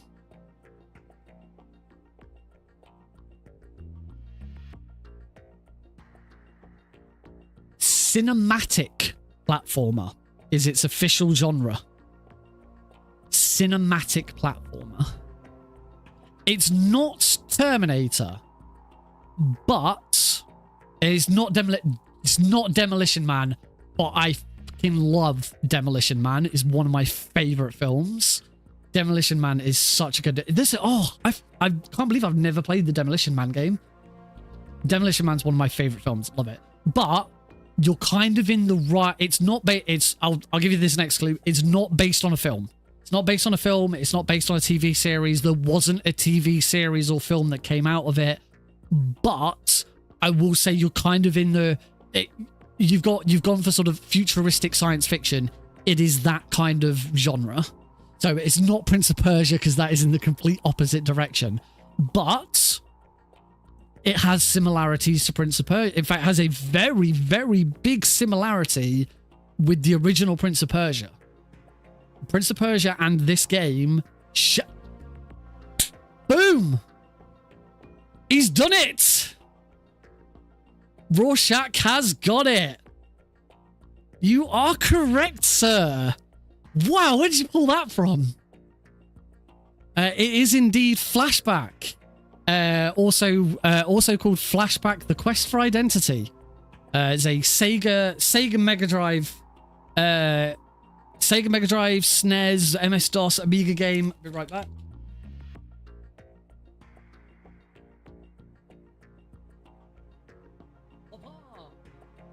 My copy. Ugh. My original copy of Flashback for the Sega Mega Drive. This is the version I'll be playing. That I'll be playing on an emulator, because my Sega Mega Drive is not in a playable condition at the moment. Yeah, as I said, once she sort of narrowed it down a little bit, even Reese has heard of it. Yeah, it's not as obscure. Maybe it's not as obscure as I thought it was. Yeah, Flashback. They did do. I played through the remake once. Never played it again. I also Flashback 2 came out it was either this year or last year. I was really looking forward to it. It came out, all the reviews came in, and it was absolutely panned. I haven't touched it. Flashback 2 doesn't even have a speedrun.com leaderboard because nobody played it. Yeah, the remake's really bad. But yeah, this is a game I had on my Sega Mega Drive when I was a kid. And I didn't have many games on my Sega Mega Drive. I didn't buy many games for my Sega Mega Drive. Like, since I got a bunch of games with it because we got it secondhand from a friend. And I think like I've only ever bought like 3 games for my Sega Mega Drive ever since. I remember we bought Shadow Dancer. I think I bought the Formula 1 game. I bought Heidi the Lion King for a birthday a couple of years ago. I bought Sonic 2 because I had Sonic 1 and Sonic 3, but I didn't have Sonic 2. I bought Sonic 2 a couple of years ago. Mega Drive, yes. But for those who don't know, in Europe, the Sega Genesis was called the Sega Mega Drive. Presumably, I don't know exactly why. I was gonna say because Genesis is like a Bible reference, but then that would be worse in America because America is way more picky with that kind of thing. Oh, because of the band. Oh, because of the band Genesis. Yeah. Or is that the actual reason, or is that you just having another weird guess? Yeah. Flashback. Say in the US, I think it's called Flashback: The Quest for Identity. The relationship with relationship with Prince of Persia is both games utilize rotoscoping for its graphics, which basically means that an actor performed a bunch of actions and then graphics were applied over the top of that. So if you've seen the original Prince of Persia, I'm not talking about Prince of Persia Sands of Time, I'm talking the original Prince of Persia. It's that style of graphics. Actually, the platforming is kind of similar in the way they climb and all of that. Flashback does it better because it was released much later, say 1992. Yeah, I have loved this game ever since I was a kid. And it has been one that I have wanted to learn to speedrun for a very, very long time. And every time I've gone back to look at it, I'm like, nah, I don't really fancy it. But I finally had another look at it, and the one sort of major trick in it, I got to grips with very, very easily. And at that point, I was like, yes, I can run this. So that is what we're going to run after one more run of Metal Gear Solid 2. So congratulations, everyone. You, especially to Rorschach, you actually got the correct answer. Oh, Mega Drive has another use in America. It's Mega Drive in Japan. Okay, so it's everywhere. So Mega Drive is the correct name, and Genesis is the weird name. Oh, that's cool. I like that. Yeah, I'm looking forward to showing it off. It's a very quick run. The world record is something like 23 minutes. My best time so far is about 45 minutes, but there was a lot of deaths and a lot of problems. It's not going to be super smooth. I learned it yesterday. I learned it in a day. Because it's not a particularly difficult run because there's one major trick. And once you've learned that one major trick, you use that trick loads and loads and loads of times. It's going to be good. All right then. In that case, should we do the date reveal now as well? Yeah, go on, let's do the date reveal as well.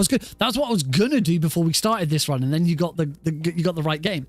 The date reveal for the Pentalogy Speedrun. So for those who don't know, or those who've only just sort of joined in, I have been derusting and relearning all 5 games in the Metal Gear Solid Master Collections. That is Metal Gear, the MSX, Metal Gear 2 Solid Snake, Metal Gear Solid 1, Metal Gear Solid 2 Snake, Sons of Liberty, which is what we're playing right now, and Metal Gear Solid 3 Snake Eater.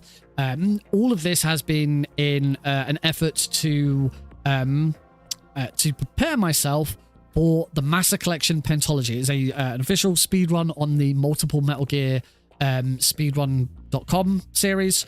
I am a world record holder for multiple Metal Gear games, including the original trilogy, the Shadow Moses trilogy, and all frog tags, which is Twin Snakes and MGS2 dog tags, followed by MGS3 All Keratons, which I love that run. It's such a good run.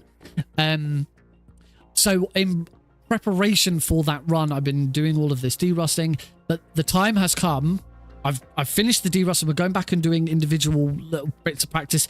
MGS2 is the big one. I'm probably going to do a lot of practice of that.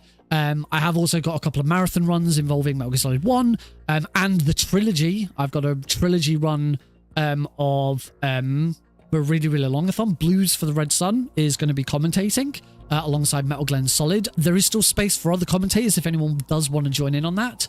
You can find dates and stuff. It's... is this one the Friday the 13th? Or no, this one's Thursday the 19th of December for that one. Yes.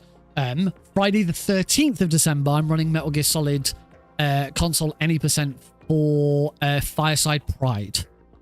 That's going to be any % easy, but I imagine there's going to be an incentive to upgrade it to Extreme.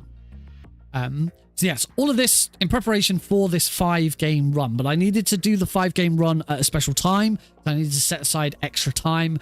Originally, there was a plan maybe to do a 12-hour stream and do it twice, but that's kind of all fallen through. But the original date that I suggested for that, before it all fell through, is now going to be the actual date of the run. I'm very pleased to say that I've talked to Heidi. We've determined that the weekend before Christmas, Saturday the 21st of December, will be the date for the full Master Collection Pentalogy. So I will it'll be a bonus stream on Saturday night. Hopefully I'll get started earlier than 8. Usually I start 8 o'clock UK time. I'm hoping I can start 7 o'clock UK time, which is Alex's bedtime, but hopefully Heidi will be able to go into bed so I can start early. And then we will go through until whatever time is needed. Probably about 2 a.m. because it's a 5-hour speed run, but I want the opportunity to be able to reset if something goes wrong, or certainly reset Metal Gear, and sort of make a big thing out of it, do a big nice preamble, and then the run and a bit afterwards, and all of that. It will be the first day of the holidays for a lot of people. Not for me. I'm working most of Christmas, outside of the bank holidays and one extra day, but I'm going to be at home and there's not going to be much to do anyway. Yes, mark your calendars. I'll post about this on Discord and Blue Sky and all of that. But now is a good time to remind everyone. I need to pop over to our main scene for the run. But it is a good time, as I say, to remind everyone that this series is raising money for charity. I'm going to make a big more to do with it for the actual 5-game run on Saturday the 21st. As you can see, unless you're on the vertical stream, if you're on the vertical stream, there is no...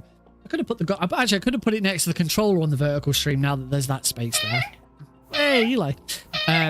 But down in the bottom right, you will see that we are fundraising for City of Sanctuary UK. They're a UK-based charity, obviously it's in the name, a UK-based charity that works to make the UK a safer, more welcoming place for displaced people. So for refugees, for asylum seekers here in the UK. They do fantastic work, making places official sanctuaries within the UK. I follow them on X or Twitter, whatever you want to call it. I don't think they're on Blue Sky. I should check now. Oh yeah, 21st. So it'll be the shortest day of the year as well. It's really interesting following them on Twitter and seeing all of these places that they are officially recognizing as sanctuaries, so that people, refugees, asylum seekers, as I say, they can find places that are safe for them, where they will be welcome, where they will be helped, because everyone deserves to live safely you know, away from war, away from famine and disease and disaster. And, you know, the rhetoric that we've had over the certainly this last year surrounding asylum seekers and refugees has just been appalling. And as a direct response to that, that's why I decided to start supporting City of Sanctuary UK. And the first time I ever donated to them, I let them know that, and I told them, and I said, fuck Nigel Farage at the same time, because it was a direct response to him. So that was pretty cool. Right. Let's get this run done, because if we get this one done, we can move on to our brand new run of Flashback. Hopefully this run will be better than the last one. I did get the right save, as I discovered. Yes, we've already established the key. All right, here we go. In 3, 2, 1, go!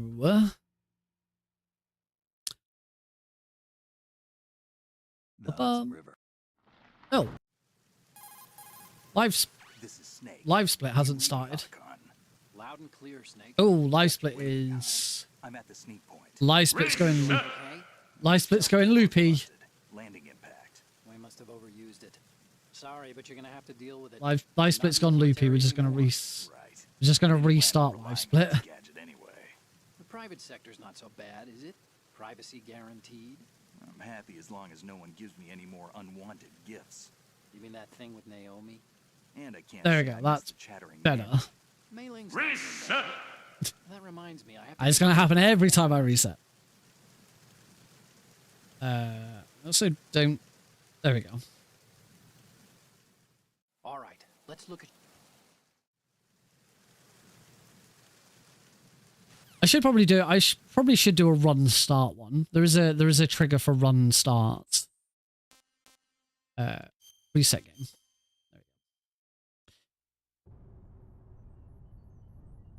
Yeah, I don't actually know if there is an official reset line, but I found a voice creator thing where you copy it. It's the same thing I used for over 9,000, where Nappa Nappa asks Vegeta how many channel points did this cost. It's just a voice algorithm, and it pulled out reset really well, so I used it. Right, let's try this again.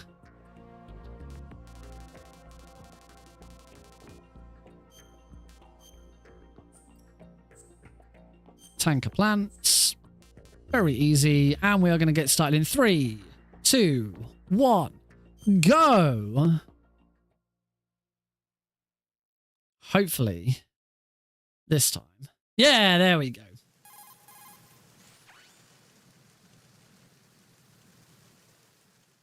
All right, let's look at your... Work this time, yes.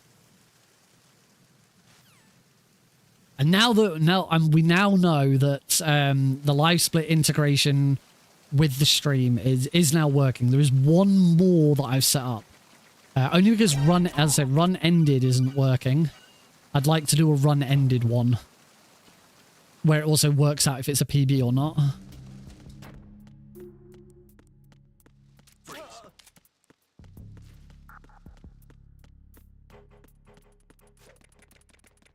I'm waiting on a response from Andy Lippy to say that they fixed it. It's very cool.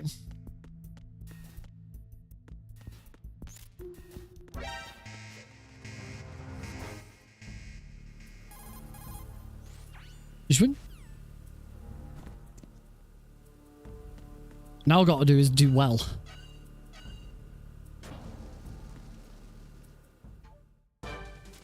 Oh, left side again.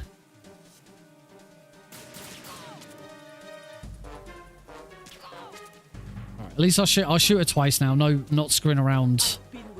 Not screwing around trying to do this the fast left side. Left side is faster if you can do the left side trick. I can't. That was a good. That's still a good fight. Yeah, if you can do the trick where as she moves back behind the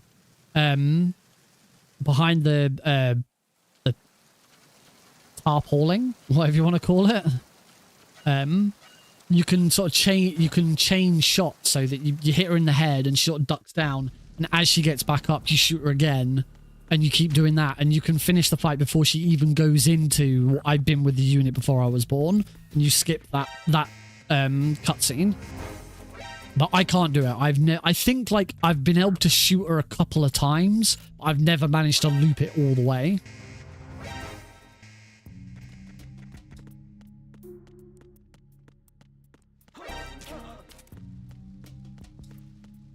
As a result, if you can't do that, right is faster.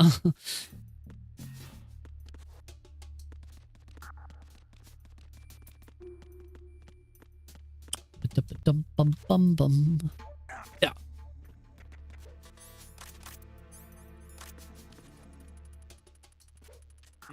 Oh.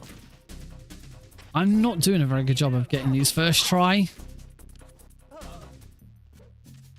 There we go. Second try again.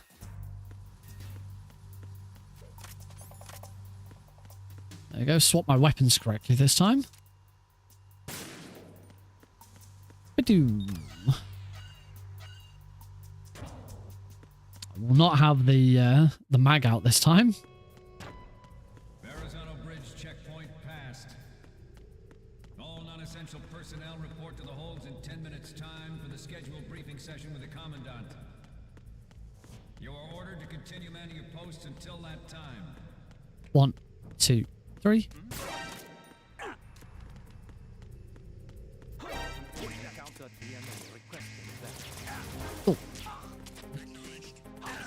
Oh, he was much further over than I was expecting.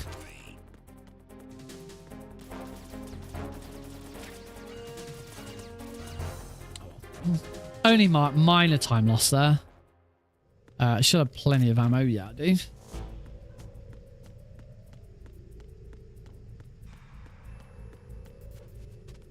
Oh, rolled a little too quick there.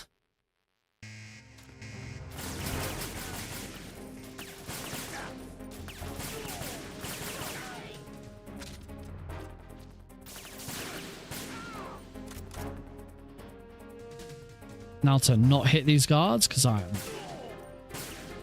every time I can't hit those final guards to save my life. All right, how many attempts is this going to take?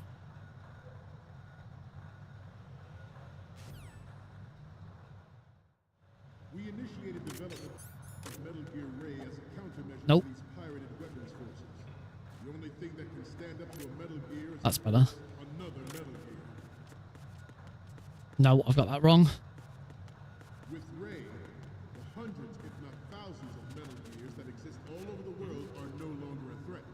The Oh, blind come rest on. of proliferation will be contained, and it will be the Marine Corps and our Ray that will accomplish this.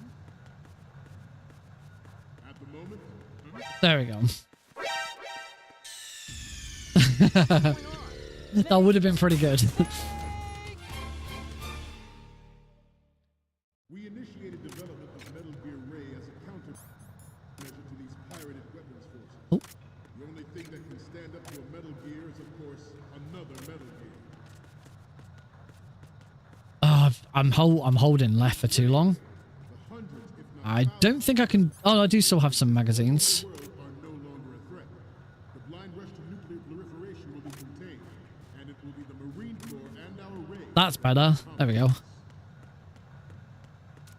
At the moment, Okay, we'll just run around him. That's fine. civilized nation on the globe knows the specifications, Slightly faster if you can shoot him. Oh, let's go this way.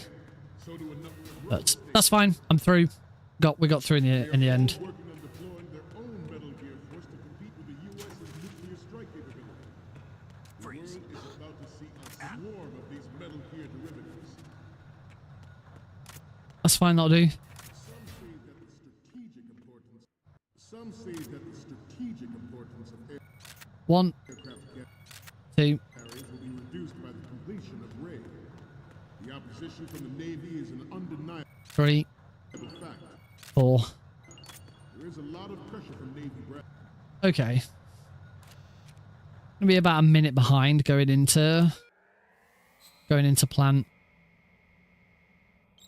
I'm never quite sure if it's worth resetting. So I need to have just another session where I just do that over and over and over again. Say it's one of those tricks that I always, if I haven't done it in ages, it always takes me a while to get back into the hang of doing it. But I'm still like determined that I've learned mag ladder now, and I want to stick with mag ladder. There is an easier version where you use the SOCOM instead, but it's slower. It's just slower. I can't remember exactly how to describe how it works. Zwink. Right, to go into our nice boring tutorial. Just hold X. It's easier to just hold X for that bit. Just hold back, or B, or circle, whichever. Circle. I'm on a PlayStation controller. I can say circle. I refuse to say share or options. Start and select, damn it. It'll always be start and select. Screw your share and options.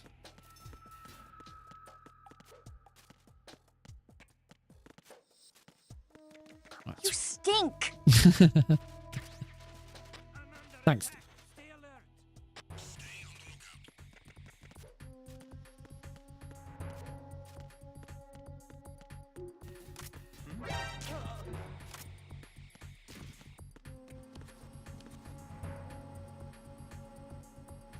And into the elevator, and our journey through the plant can begin.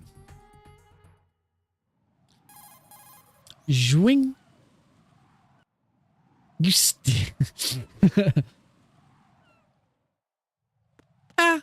term of endearment, isn't it? Zwing.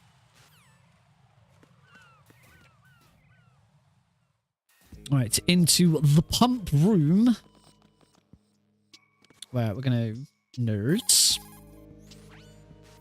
I haven't had nerds in it. Oh, whoops, that was a bit hasty. I haven't had nerds in ages. Do you have nerds in America? As in were they Wonka nerds? Are they Wonka nerds now? I don't know. There's a certainly in the UK. I don't know if you can get them in America. There's a type of sweet called nerds. They're like little really tiny little pieces of hard candy. Oh, you do get them in America. Of like hard candy. Yeah, I don't know if the Wonka brand of sweets and chocolate is still a thing.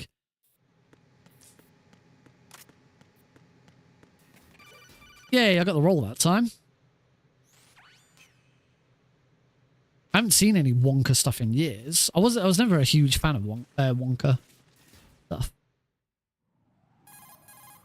Zwing.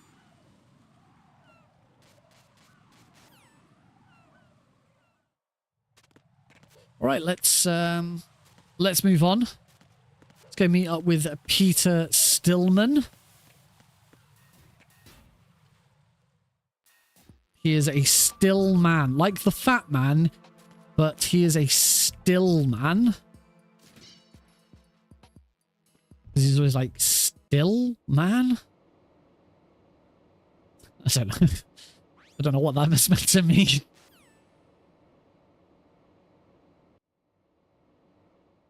He doesn't run around, so therefore he is a still man. Oh, going anti-clockwise. Prefer anti-clockwise. Much more fun. Way more interesting to go anti-clockwise. In my opinion. Not everyone agrees. On very easy, it doesn't make a huge amount of difference. It's only as you go up the difficulties that it really starts to make more distance.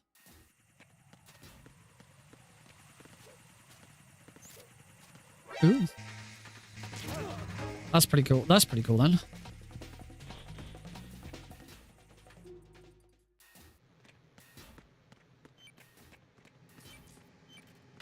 Let's reveal our bomb. And now leave our bomb alone. And roll into the door. That's a really cool roll. I love that roll. Anytime you can like roll into a door is really cool. There's a couple of really good ones on TTS. Game we won't be seeing them. A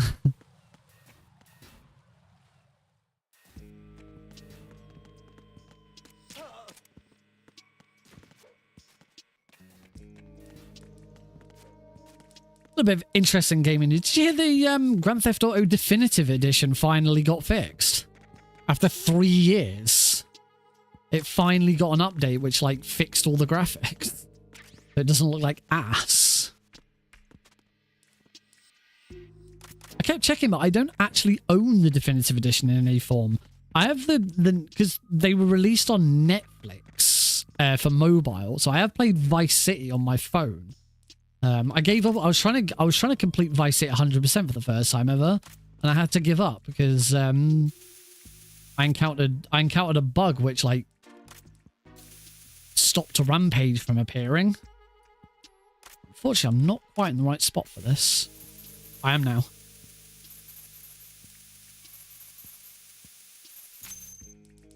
Still wasn't quite in the right spot.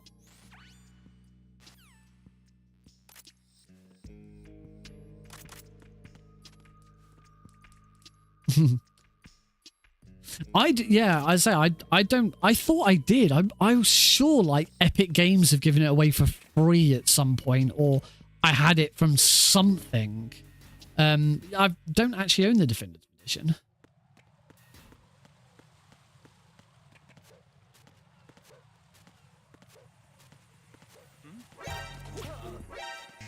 Let's go. Let's shoot him.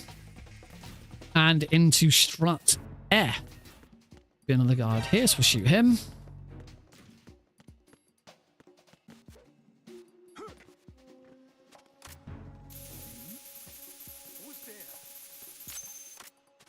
They gave 5 twice. I got GTA 5 the first time the Epic Games Store gave away 5, and boy howdy did I make the most of it. To this day, I still haven't completed GTA 5 because I did nothing but play GTA Online. I was like completely hooked on GTA Online. Oh, I shouldn't have done that roll. So I'm just gonna move back slightly. Ah, yeah, wrong.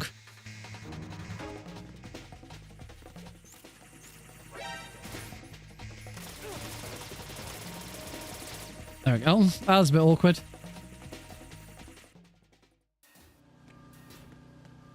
I played GTA Online until I just couldn't deal with modders any longer. Like modders and hackers just completely ruining it. Also, GTA Online's another one of those games. It works way better if you've got a group of friends playing with it, playing at the same time. And I had a decent group of friends I was playing with at first, and then everyone slowly sort of got bored of it. I kept going on my own for a little bit, but after a while I was like, nah.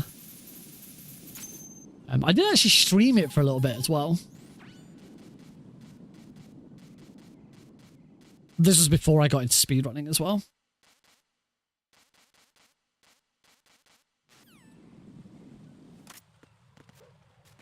That was better. Ah, that. Yeah, pylons!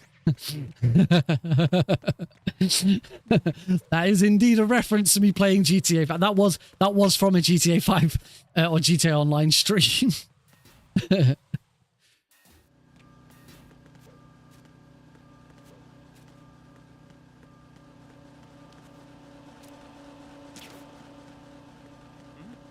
Oh, I've already got the box equipped, haven't I? Into strut C.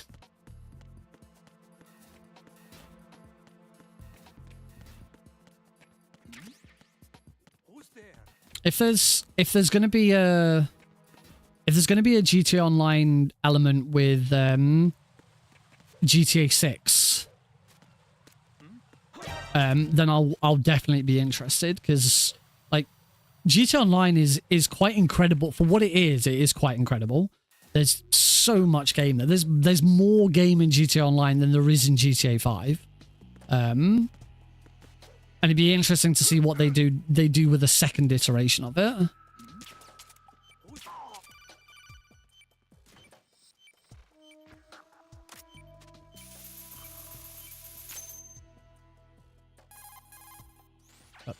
I've played like a couple of hours of GTA 5, but I'm kind of at a point now where I really struggle with open world games. I just don't have the patience for them anymore. Like, I've tried to get into Elden Ring twice. I love Dark Souls.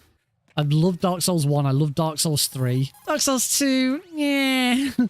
And Bloodborne is like the top of my list of games I really, really want to play but can't because I don't own a PS4. I'd love to play the remake of Demon's Souls as well. I never gave RP a go. That seemed like a bigger commitment than I was prepared to make.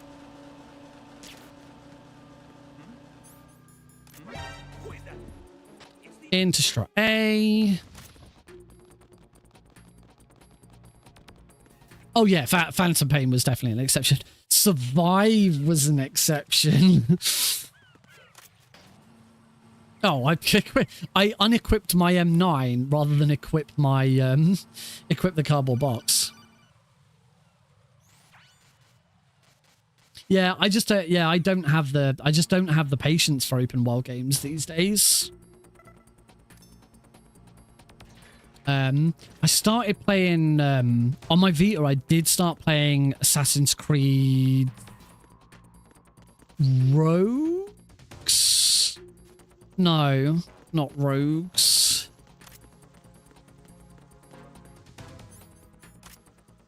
Liberation. I started playing Assassin's Creed Liberation. And that wasn't too bad because I just went through the story. I didn't go too much open world. The thing with it is even though it's open world, it's a very linear open world game, and that kind of worked for me. All right, I screwed this up last time, so here's hoping I can get it right this time.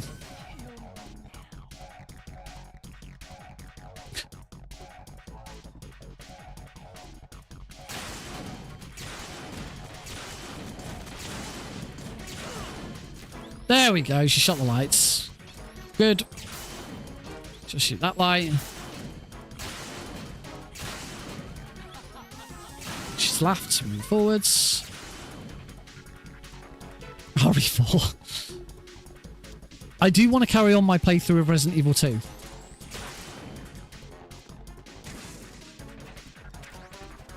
That's kind of the other thing for me with a lot of games these days. Streaming them is the only way I'll actually play them, because I just don't have a lot of time for it otherwise.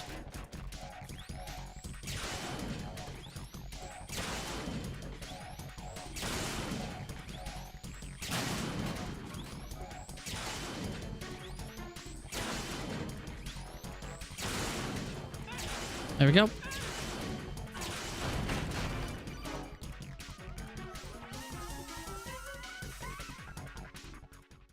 Not far off. Only a couple of seconds behind my best. This is apart from that hiccup in the tanker, this is certainly better so far than my previous run. Oh, don't usually get clipped by that straight away. Oh well. Right, and roll. Just the one roll. Just the one roll, actually. And we head over to Fat Man. Going to go and fight the Fat Man. Nobody knows what it's like to be the Fat Man. To be the fat man. I'm just going to say fat man again. Run away from my cardboard box shenanigans. I'm a scary box.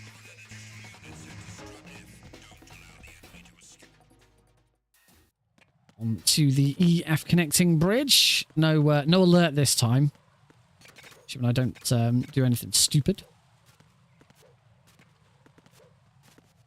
Oh. Behind fam. Nobody knows what it's like to be the fat man. To be the fat man. Behind fat man.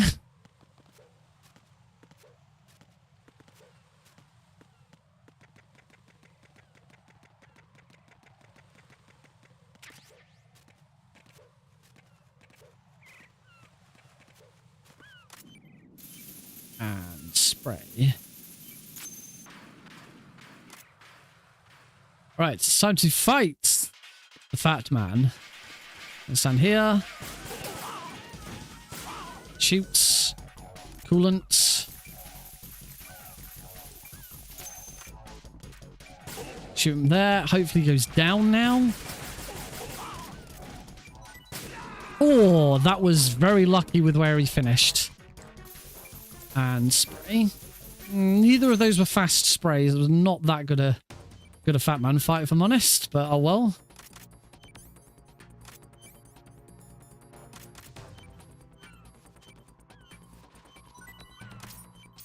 And spray.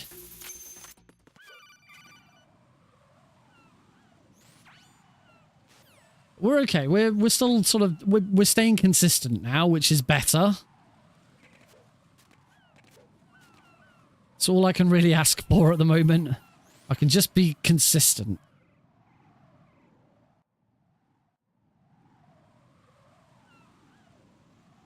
As I've said before, we'll talk about this earlier, I am running the Metal Gear Solid trilogy for really, really longathon on Thursday, the 19th of December. Commentary supplied by Metal Gear Solid and Blues for the Red Sun. It's going to be great. It is a special run for multiple reasons. It's the first time I've ever done a multiple... am I going the right way? Yes, I am. It's the first time... Oh, hey, Sal. It's the first time I'll have ever done a multiple Metal Gear run for a marathon. I don't believe I've ever done a multiple Metal Gear run for a marathon before. It's the first time I've ever ran for a really, really longathon, which is good. But more interesting, maybe more surprising to people, it will actually be the first time I've ever done Metal Gear Solid 2 at a marathon. I've ran Metal Gear Solid 2 for MGSR. MGSR did a normal tournament. I say MGSR did a normal tournament. I organised MGSR's normal tournament a few years ago. And I ran in that. So I have ran... Oh, I can't because I screwed up and didn't grab the claymore. We have no claymore to use here. Yes, I've ran MGS2 for MGSR in a tournament. I've never actually done MGS2 as far as I'm trying to think. I'm pretty sure I've never done MGS2 in a marathon setting before. Obviously, I've done Metal Gear Solid 1 and 3 multiple times. Jury's out. I don't know whether I've done which one I've done more of, 1 or 3. Because I've done a lot of both.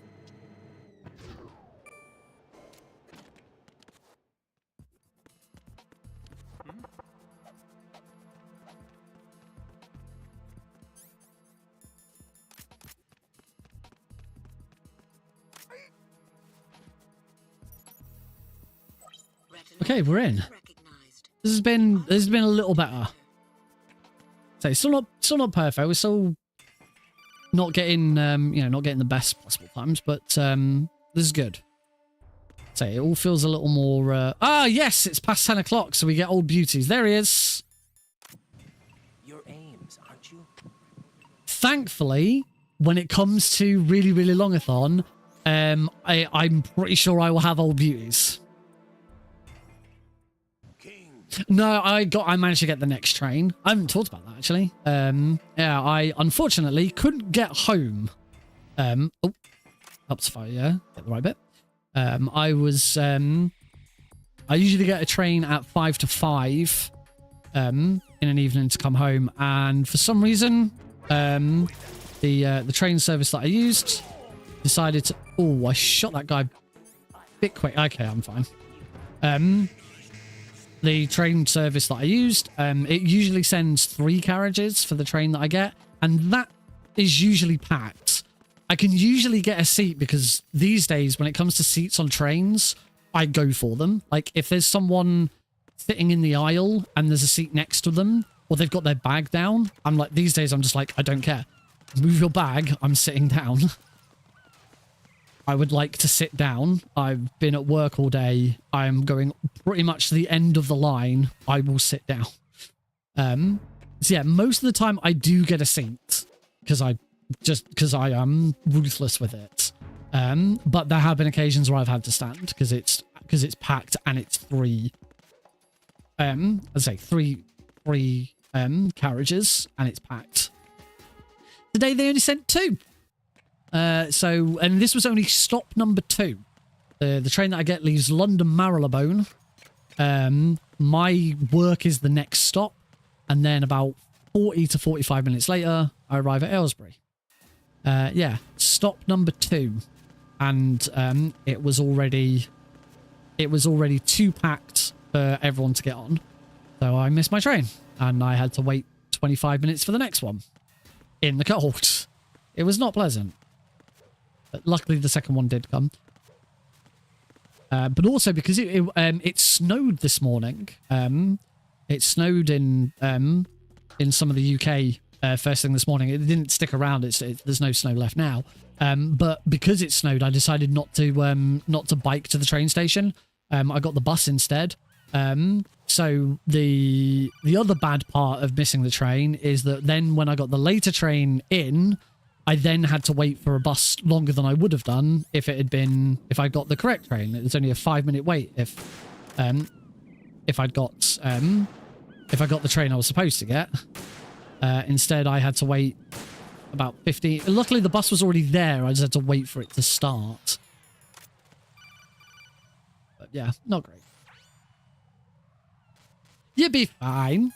It's going to be great. Because it's really. Sorry, I should concentrate on this fight.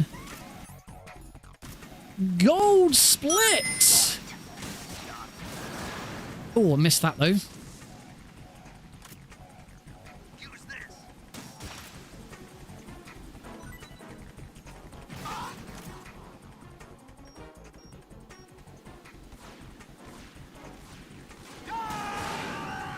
Oh, I missed that one.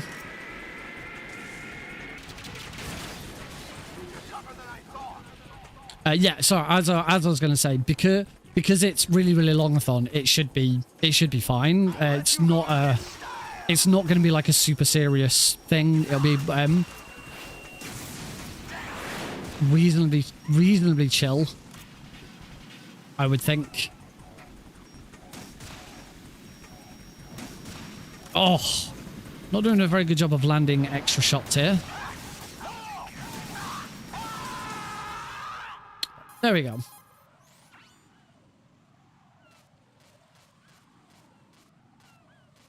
Thanks, Renegade. Oh, I was too busy looking. Didn't look at that. Yay, we got a gold split. That was the gold split was the other one that I set up.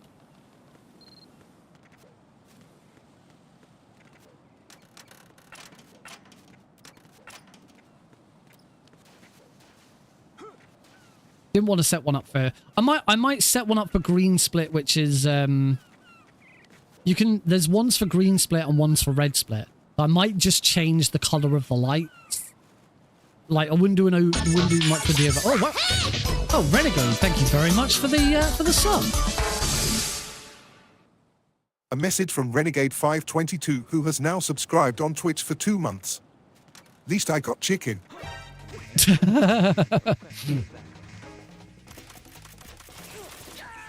Oh crap! I forgot to throw the chaff grenade. Answer me, Jack. Jack.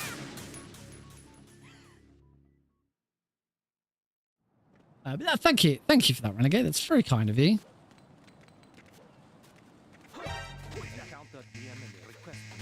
There we go. It helps if you throw a chaff grenade first.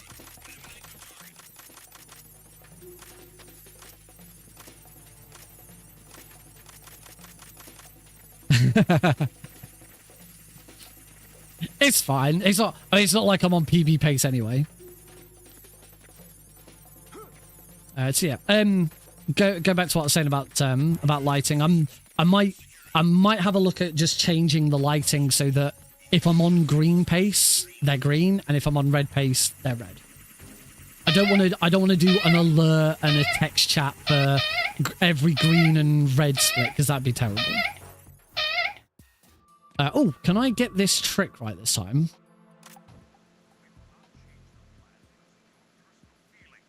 Then screw your plan.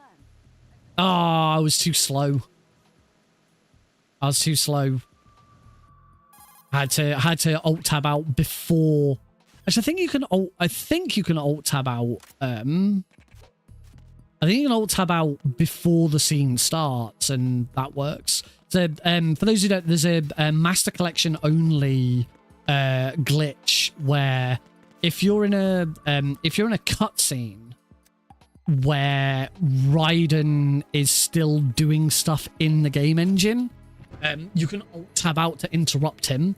The only use of it is there at that point. If you alt tab out before he equips the D mic, you can take control and move around, and it's slightly quicker to do it that way because you get a teleport back later.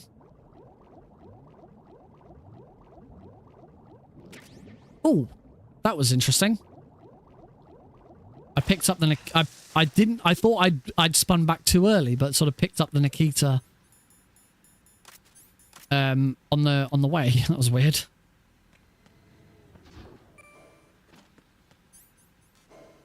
It's such a cool new extension for or plugin for StreamerBot that Andy Lippy made. I actually gave it. It is released it on StreamUp, which is a service that does a lot of streaming stuff. It released it for free, but as with anything on StreamUp, you do have the option of choosing how much you pay. So I did send a little money his way for that one because it's like an amazing tool, the kind of thing that I've wanted for ages. As I'm only utilizing it for gold splits and resets at the moment. I do plan to do more.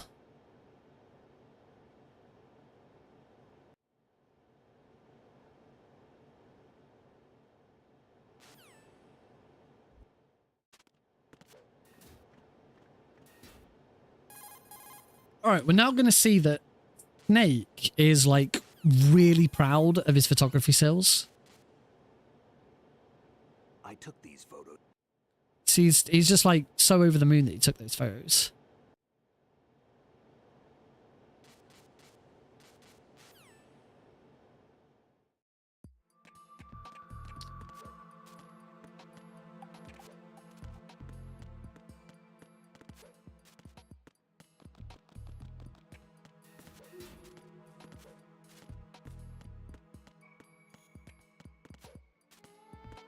All right, back down we go. I won't be doing swim glitch. I am really bad at it, and it's just not. It's never going to be worth it for me. It's also a lot harder on the Master Collection for some reason. Oh, because the turbo is different. I think. Or I'm just bad at mashing these. I can't... On Substance, on the PC version of Substance, I used to do swim glitch with the D-pad, and I can't do it anymore with the D-pad. I have to... at least on the Master Collection, I can't. I haven't gone back to Substance to see whether I can do it on the D-pad still on there. I have to use the... because I used to just mash the D-pad, and I found that that was sort of enough to get Raiden to go in the position, the direction that I wanted him to go. But with the Master Collection, I have to use the analog stick. Just can't do it. All right, here comes the blink and you'll miss it vamp fight.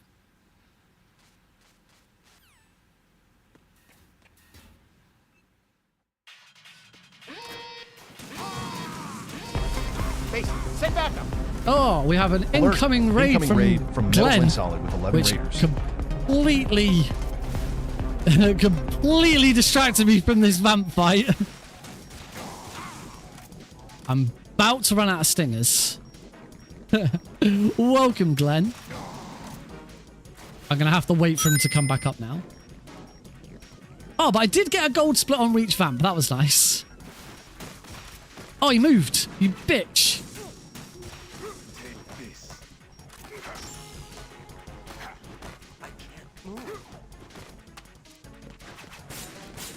There we go. He's down. Blame Glenn. I see how it is. So it's not my intention to blame Glenn for that. I need to stop getting distracted by stuff. Welcome, Glenn, and your lovely raiders. Thank you very much for the raid. You join me as I am in the middle of what is, particularly after that vamp fight, another pretty bad Metal Gear Solid 2 run. Hey, Metroid Master. But we're doing all right. It's a bit of a derust. Again, I've already finished my derust of the Master Collection, and I'm back on derust again. It's only Metal Gear Solid 2. Of the 5 games in the Master Collection, Metal Gear Solid 2 is my worst by far. I've never been good at Metal Gear Solid 2. Wrong way. So yeah, Metal Gear Solid 2 is going to need a little bit of work before I do the Pentalogy series. But I have now announced a date for it. If you're familiar with my work, you'll know that I've been relearning, derusting all 5 games in the Master Collection with the intention of running all 5 back to back in the Metal Gear Solid Master Collection Pentalogy. I'm raising money for charity.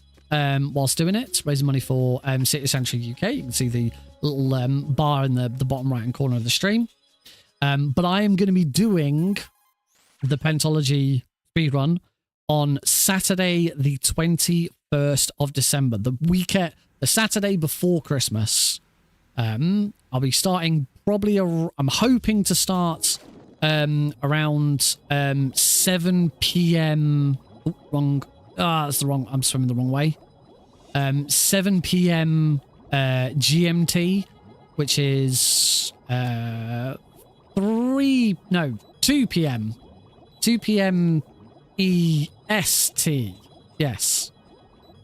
2 p.m. Eastern. I should just say Eastern, shouldn't I? I didn't say EST. Just say 2 p.m. Eastern.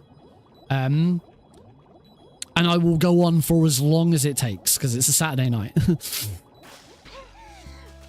The world record is just under 5 hours. I'd like to beat that record, but Metal Gear Solid 2 is probably the thing that's going to stop me. Come here, Emma.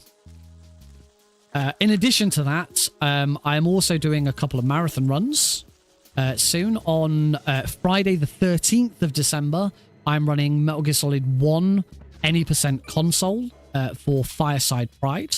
It's currently easy, but I imagine there will be a donation incentive to upgrade it to extreme. Because I submitted both and suggested that could be done, and they accepted easy, which usually means they want to have the incentive for extreme. I'm looking forward to Fireside Pride. My second Power Up with Pride event, and the first one was really good. They do a really good job. It was Metal Gear Solid 3. I think I wasn't all. I submitted all Keratons, but it was just any percent European Extreme. I did for that one. Ooh, Windjammers. Oh, and a Prime Rando. That does sound. I mean, it's kind of in your name. And then on Thursday, the 19th of December, I am running the Metal Gear Solid Master Collection Trilogy. Oh, yeah, go for it. I'm going to be running the Master Collection Trilogy for really, really longathon. And we now have both commentators here in chat. I've mentioned this already a couple of times today, but joining me for commentary on that run will be Metal Glenn Solid and Blues for the Red Sun. So, yeah, that is going to be a really cool, but really chill run. I'm really looking forward to it. I've not run for really, really longathon before. It's so that's cool. I've not done a multiple Metal Gear run for a marathon before, so that's going to be cool. And interestingly, this you may not know this, that outside of a tournament for MGSR one time, I have never run Metal Gear Solid 2 in a marathon setting before.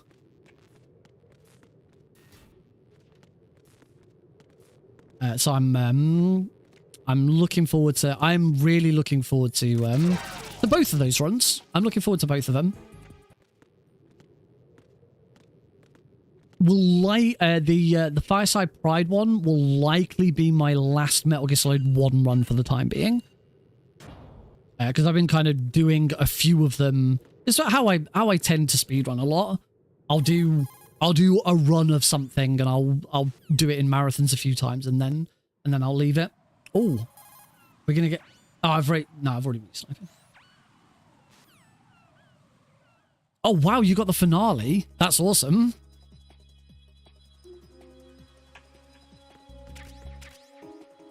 Right, so we now want the PSG-1. There's going to be a guard here. I want to shoot him. And a couple of cameras. There's one there. There's going to be one coming overhead. Should be another one for me to shoot. There he is. Shoot that one. So now we just get to enjoy Twilight Sniping.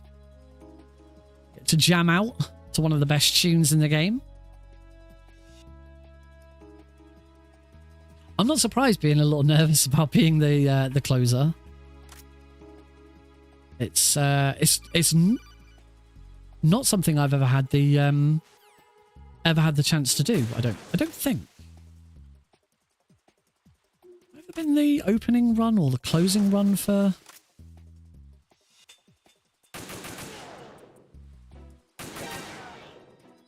Oh, I don't think that stopped Emma. I have no AK ammo. That's not ideal. Hey, Callista.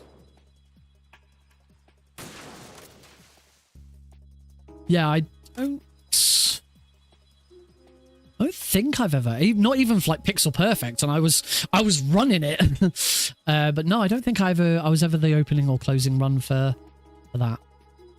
Tunic. Oh, when I did SGDQ 2023, I was the opening host for SGDQ 2023. I was the host for Sonic Frontiers. Hi, Glenn.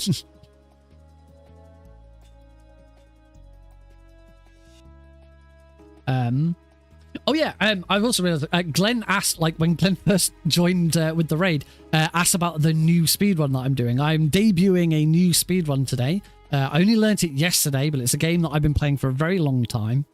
I really enjoyed hosting. It was tough. It's the first time I'd ever done that much stuff for hosting. I did make a pretty big error at first, but I kind of feel like the instructions that I got given for that weren't 100% clear.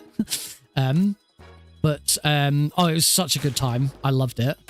By the time it came to my second hosting shift, I was much more comfortable. If I have to give audition pieces now, my second shifting host at GDQ, I had to give an audition piece for hosting Preventathon 4, so I was a host for them. And I gave them bits of my second hosting shift at GDQ. It was the Crash Bandicoot Insane Trilogy run. It was really good.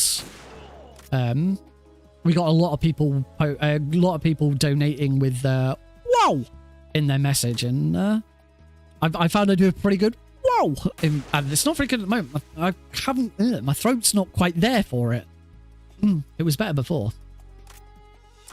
Yes, Blues. I ran TTS. Your messages of constantly asking TTS finally paid off. Although I get the feeling that was referring to the new run. Anyway, yeah, I learned a new run yesterday. I am debuting it today. All throughout today, I've had my Discord server trying to guess what game it was, and throughout today's stream, I had all of you lovely viewers trying to guess what game it was. We sort of did 20 questions. I answered yes or no questions, and it was Rorschach who actually got it. Since we're in a position to do it, I've still got it on the floor. I am going to be running the Sega Mega Drive game Flashback, or Sega Genesis if you're weird and in the US. As we discovered, we were talking about the history of the Genesis and the Mega Drive, and Japan also calls it the Mega Drive. It's only called the Genesis in the US because Genesis, the Mega Drive was already something else. So yes, if you ever hear someone call it the Mega Drive, you think, it's not called the Mega Drive, it's called the Genesis. It is called the Mega Drive. It's just the US where you're weird and you call it the Genesis.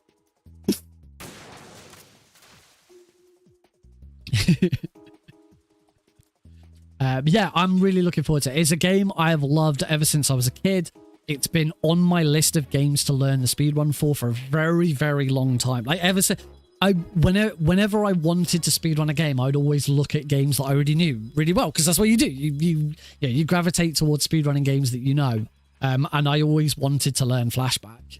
And I finally did, because I never quite understood how the main trick in the run works. And I picked it up again and I gave it a go and it worked.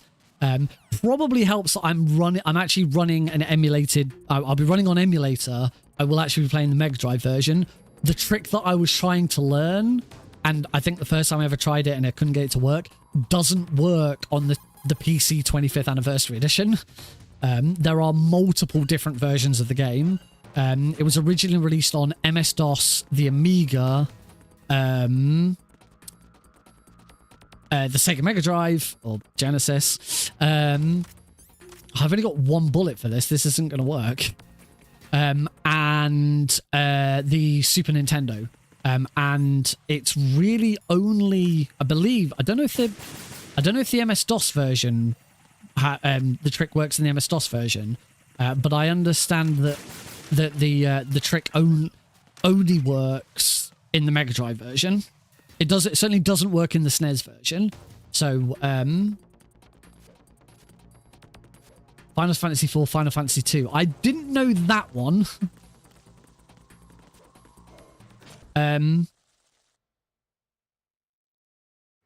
We have reached Arsenal Gear.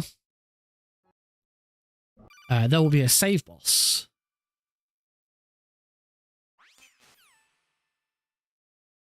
And now we're going to meet Daddy. It's Daddy. It's been a while, hasn't it? 6 is 3. What is it? I'm not a Final Fantasy player. I started Final Fantasy 7 once. I started Final Fantasy 10 once. I started Final Fantasy 14 once. And I started Final Fantasy 15?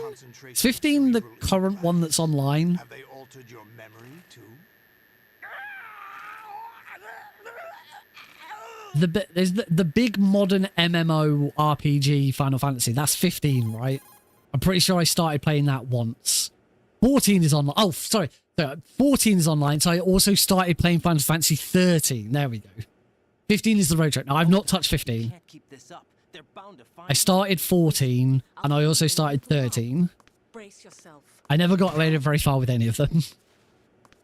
I remember playing the demo quite extensively for one of them on the PS2. I think it was 10? No, I don't know. Oh, helps if I call Rose here. Was it 9 that I played? I can't remember. Yes, I don't know Final Fantasy. But why is 6, 3 and 2, 4 and why are some Final Fantasies some numbers in some places? 11's the other online one. I got a mate who was really heavily into 11. He joins in on the stream occasionally. His online handle is Warburn, which comes from Final Fantasy 11. I believe, from what I understand. Yes! We got over. I'll do it my own way. Oh, okay. That guy will just turn around and ping you like that. Oh, he did it again. You bitch. Ow. We're in. Took a while, but we're in. Yeah. Now we have to answer lots of questions.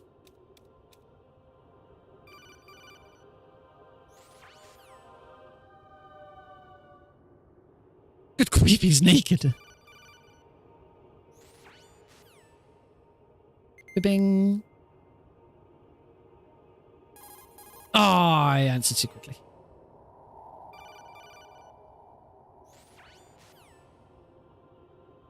Oh no. I've completely screwed this whole section up by answering one too quickly. There we go. That should be it. I think the Colonel plays CTS. No, the Colonel plays Metal Gear. You see it in one of his calls. The central section of the codec converts into the opening scene from Metal Gear. He also makes references to Ghost Babel. Because he talks about infiltrating Gallowade, which I'm pretty sure is the name of the base in Ghost Babel.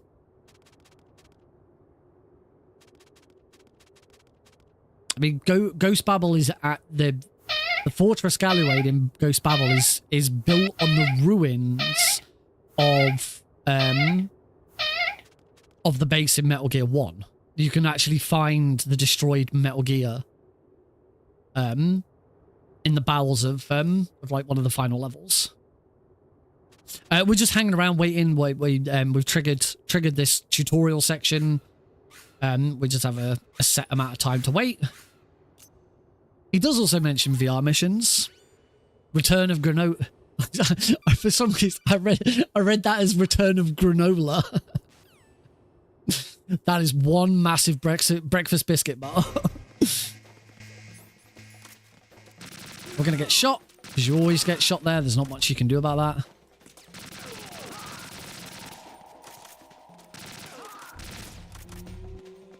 that. Shoot those two, and...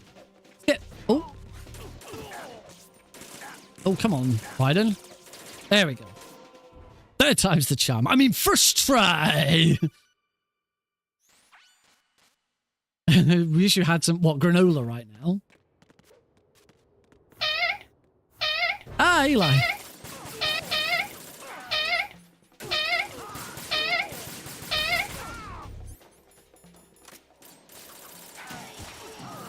Right, because this is very easy, all we got to do is sit here and just shoot these guards as they come out. Any we miss, Snake will just pick them up. There is the coolant trick, but it's not worth it on very easy. I believe the coolant trick only starts being useful on normal. I don't even think you do it on easy. There's a Metal Gear related YouTube channel that keeps coming up in my shorts. I think it's like Arcs Gaming or something like that. I can't remember. Their latest short actually talked about the coolant skip.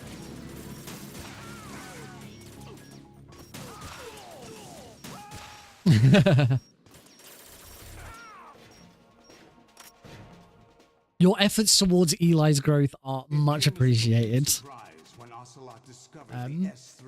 For anyone new here from the raid, you see, keep seeing Eli pop up over the stream. So Twitch channel rewards. Every time it gets redeemed, the cost goes up by 1 channel point. So we're now at 329. Will be the next one. There it is, 329.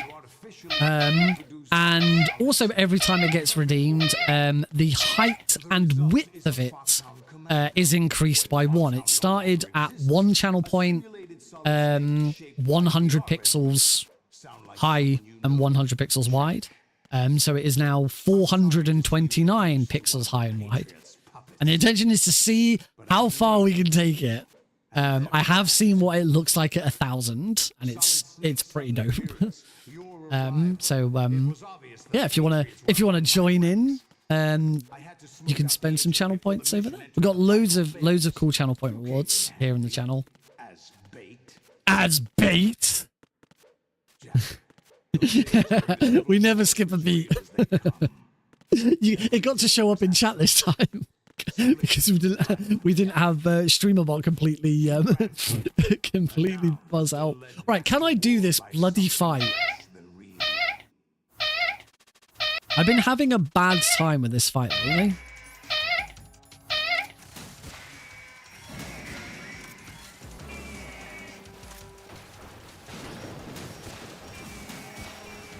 That was much better. Ah, and then I go and spoil it all by doing something stupid like trying to save it. Are you awake yet, Jack? Thank you for the continuous lurk, Silent. Very, very much appreciated. I admit that I underestimated you. Another absolutely incredible Solidus line. I hate that Solidus is so... I'll squeeze the answers out of you instead, my son. I love that line. It's so good. Solidus is the most underrated and underused character in the entire series. It is a crying shame that he only appeared in Metal Gear Solid 2.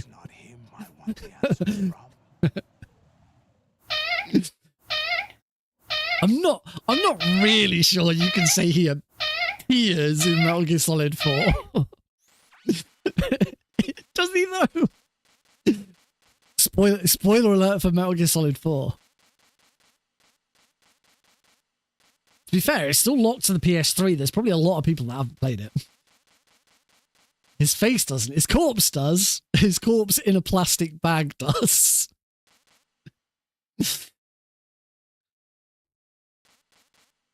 Justice for President, the best president, President George Sears. Give him a slap around, standing far away so that he does his tentacle blast. And now we do it again, get away from him. Tentacle blast, and hit. Now we want to get as far away from him as possible. Lovely, so he does a short dash to that side. If I was still closer, he'd have dashed all the way over to the other side. I still would love to see some more spin-off games in the series. Like, Revengeance, I still believe that Revengeance was, like, perfect in how it played with the story. It's canon. It is canon. But it isn't a Metal Gear Solid game, and that's what I don't want. I don't want any more... 2 minute 44 behind. That's better than the 5 minutes odd we were behind last run. It's getting better. Still need some more practice. We will still do some more practice of this in the coming streams. Yeah, I think the way Revengeance is a spin-off game, but still within the canon, still plays with characters in the universe, but it isn't a continuation of Metal Gear Solid. Metal Gear Solid's done. I never ever want to see a brand new Metal Gear Solid game. I want to see other games in the Metal Gear universe that still tie in and still can be part of it. I'd love a Dead Cell game or a game about the Cobra unit from Metal Gear Solid 3. I mean, loads of people have suggested for a very long time we should have a game where you play as the boss. I'd love something like that. I'm not necessarily saying the boss is the best idea for a game, but it's adjacent stuff. But yeah, give us a game where we get Solidus again. Let's play as Solidus. Let's use the tentacle arms. I want to do it. What kind of thing? What do you think, Eli? A Grey Fox game? That's another one that has been... do Metal Gear Rising Revengeance 2? Or Metal Gear Rising Revengeance and make it about Grey Fox? There's so many different... There's such a big universe to explore. It'd be really cool. Just don't f***ing do Survive again. Don't do Survive. We don't want another Survive. Right, we are gonna get hit by copyright if I don't mute the audio. Thanks, everything. A Frank Yeager clone, that works. Or a game about, give us a game about Grey Fox's transformation into the cyborg ninja and his escape and him killing Dr. Clark and all of that. And once survived. To be fair, this is something that we've talked about before, and something a lot of people sort of recognize, that Kojima, and this is where it then falls down, because Survive was not made by Kojima, but Kojima did lay down some plans for a kind of zombie Metal Gear game that Survive eventually became.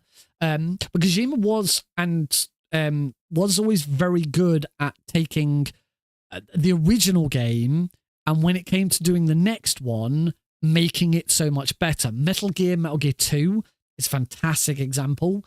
The glow up from Metal Gear to Metal Gear 2 Solid Snake is amazing. Both run on the same hardware, same system, but the glow up is incredible. The difference between those two games and the storytelling and the controls and all of that is really cool. The best example is Metal Gear Acid, which Kojima was involved with, but he didn't direct. So actually, it doesn't necessarily have to be Kojima related. But Acid is a fantastic example. I've just finished playing through Metal Gear Acid 1 again, for like the first time in a very, very long time.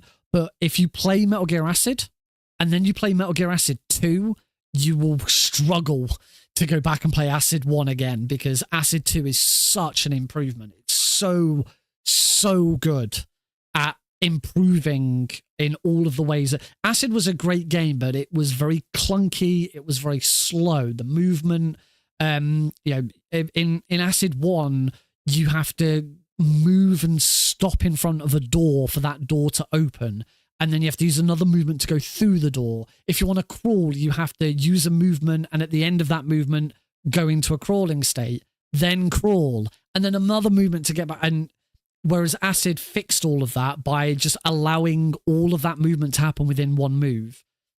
If you've got a big enough movement card, you can walk towards a door, the door will open, walk through the door, crawl, go under a fence, come back up on the other side. It fixed all of that movement, and there's so much other stuff that works so much better. The graphics are way better. The cell shaded style is just perfect on the PSP, and I play on the PS Vita now, and it absolutely pops. It's great.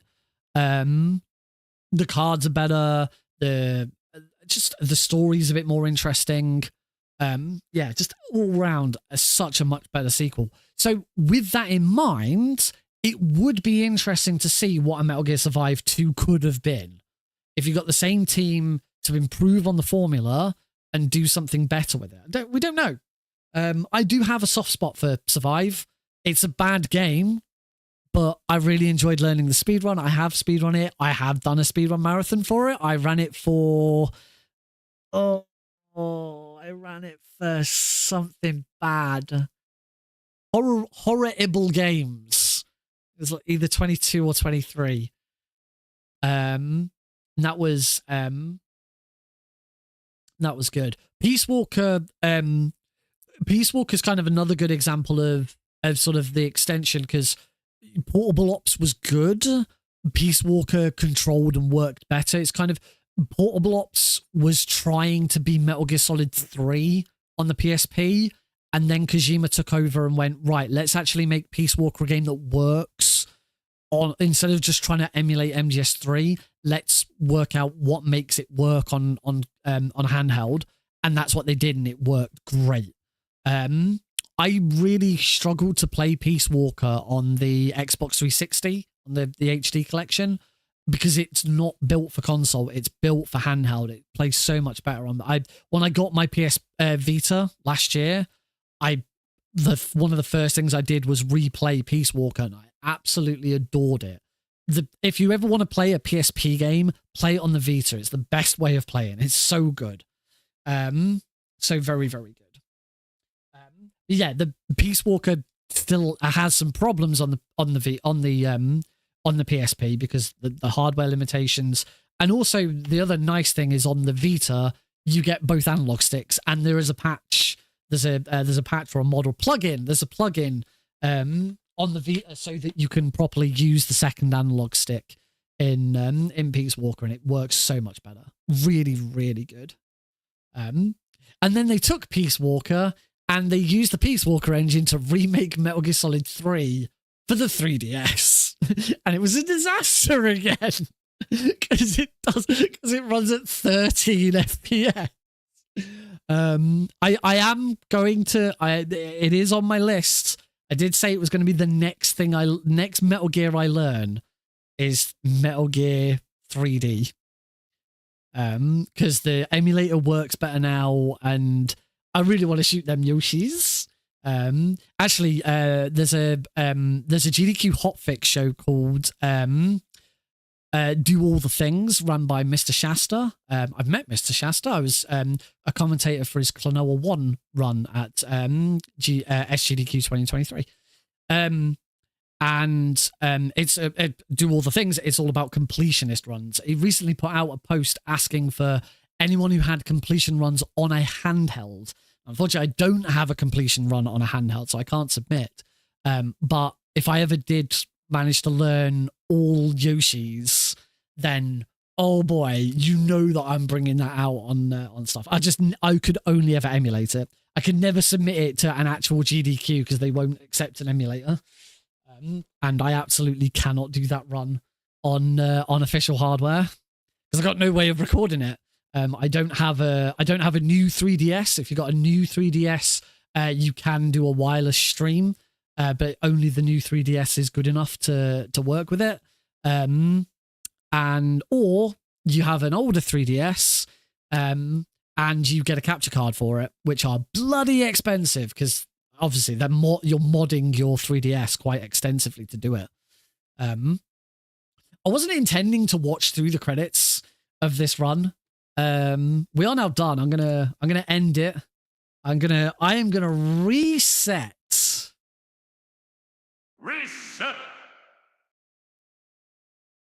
I love that new live split StreamerBot plugin. It's so good.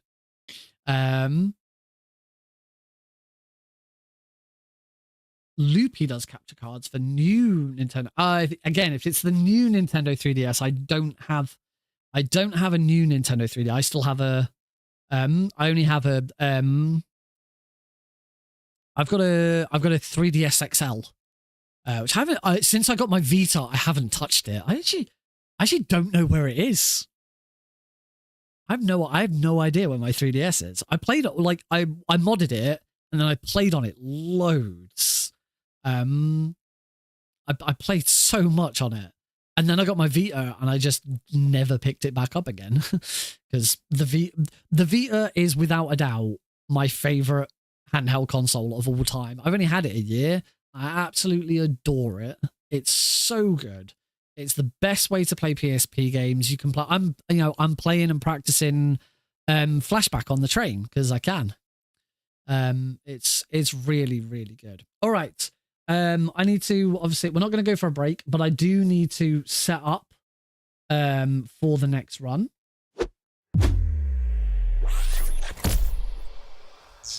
Well, that's the thing with the PSP. If you want a PSP, save up a bit of money because the difference between a PSP and a Vita isn't that much. And just get a Vita. You can mod it really, really easily. You can play any PSP game on it perfectly. And in most cases, better because there are some plugins available to play PSP games with the second analog sticks. Like the Grand Theft Autos have a plugin. Portable Ops and Peace Walker do, but it doesn't work for Portable Ops Plus for some reason. I don't know why. The Vita doesn't read UMD, no. But if you get for my Vita, I've got the SD to Vita adapter, so I can just put an SD card in the Vita game slot, and with that you get like, because those one of the bad things about the Vita originally, until modding came along, is that it didn't use standard SD cards. It used its own Vita special memory card, and they were really expensive. They were ridiculously expensive, and they still are, because you can't get them much anymore. So these days, if you get a Vita, first thing you do is you mod it, you install the SD to Vita mod, you get yourself an SD to Vita converter, and they're dirt cheap. You can get one for like $5. And then just stick any SD card in, and then you don't need UMD, because you can just, you can download, download games, you can emulate, you can ROM, all of that, all the stuff that the Sony doesn't want you to do. But you kind of have to, because there's no really good way of doing stuff. I mean, you can, if you do the SD to Vita mod, it is recommended that you don't then use Vita games. I only own one, which is Minecraft, which is what came with my Vita. I have played Minecraft. I have played it. I don't use the card. I downloaded it separately. But I have played Minecraft on the Vita. It was a bit of fun for a while. Anyway, I should get this run set up. Let me do a quick switch over of the game category. We're going to a game category. You ever been to a game category, folks? We are going to play Flashback. What's Flashback 2023? Never heard of that. Flashback. So this is the game.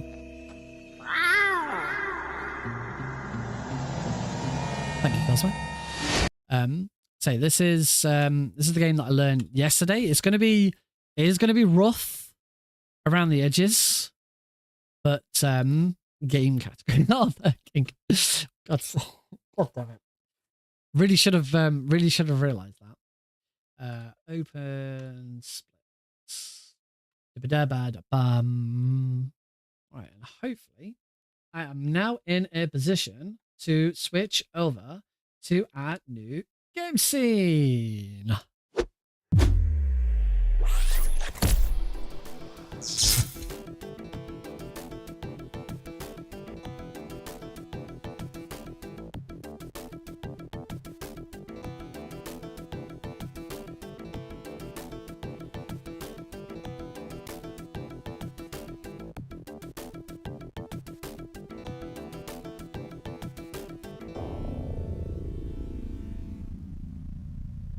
To get my little, I do have a little notepad with a couple of reminders of where to go. But I've been playing it on my Vita on the train today, and I think I'm good.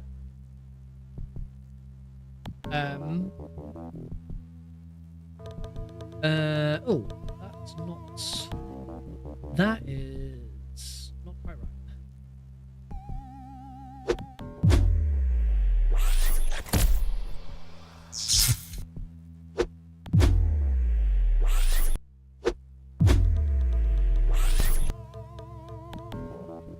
I think I'm back on the right scene now.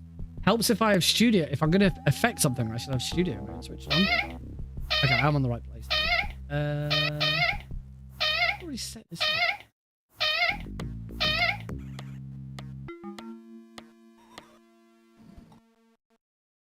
I already have a scene set up. I already have the set up, but it's not.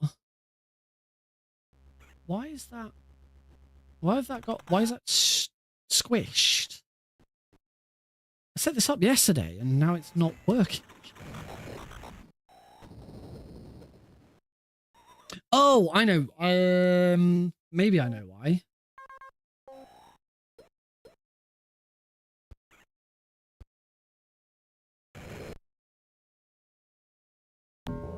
Ah, okay. I'm confused.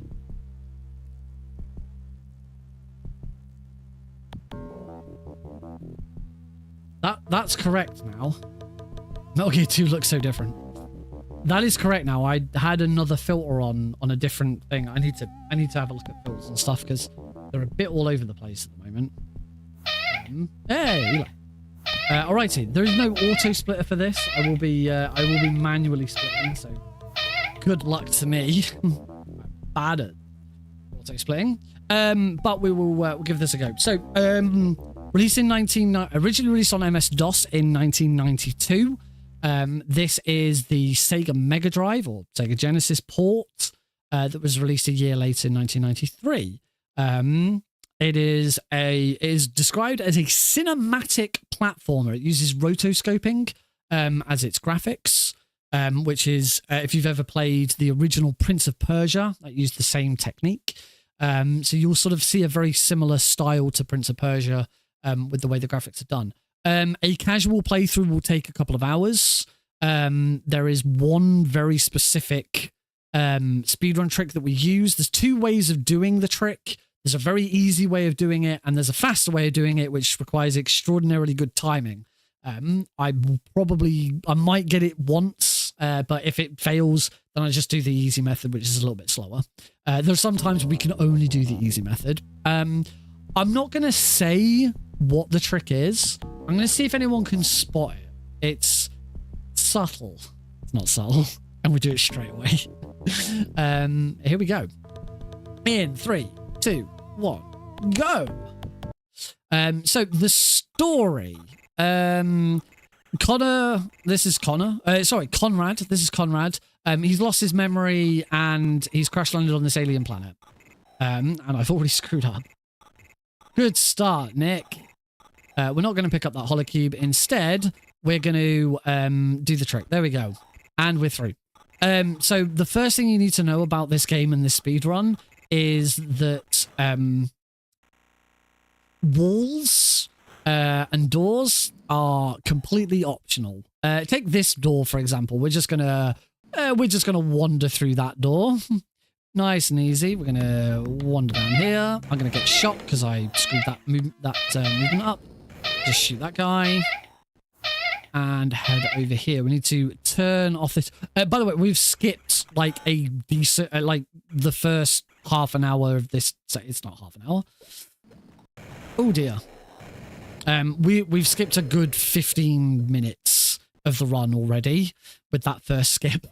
It is it's insane how quick this one can be done because of some of the tricks in it. Oh, Conrad, you did not climb up. I was expecting you to climb. So we're going to climb up here, take a jump over here, grab 500 credits, which is the only thing we actually need to collect in this area. Our actual objective right now is we want to reach New Washington, but New Washington is down a really big pit, and we can't get down the pit. This is Flashback, also called Flashback: The Quest for Identity. We're gonna do another wall glitch here, jump to here, and there's the big hole that we need to go down. But this man right here, he has got a teleport, a anti-grav machine that he can sell us. So we're gonna fall down here, and that is the first level complete. We move on to the second level. So this is New Washington. So this is not Earth. We are on an alien planet, a known alien planet, not like some mysterious alien planet that Conrad doesn't know. I say we're now in New Washington, and this area, this level, is going to make up the bulk of the speedrun. It's going to try. Oh, there we go. That is the faster version, and that is the best place to use it. That is the faster version of the wall glitch. Gonna Going to drop down here, shoot that guy. There's a fuse on the floor here, so we'll pick up the fuse. Yes, the wall glitch kind of happens because you trick the game. Oh, a bit further. There we go. You trick the game into like Conrad moving in a way that I don't know how to describe it. It's weird.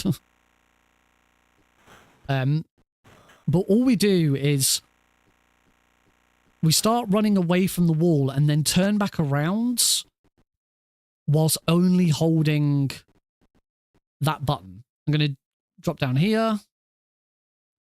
And now we are in Europa. I'm going to try... There you go.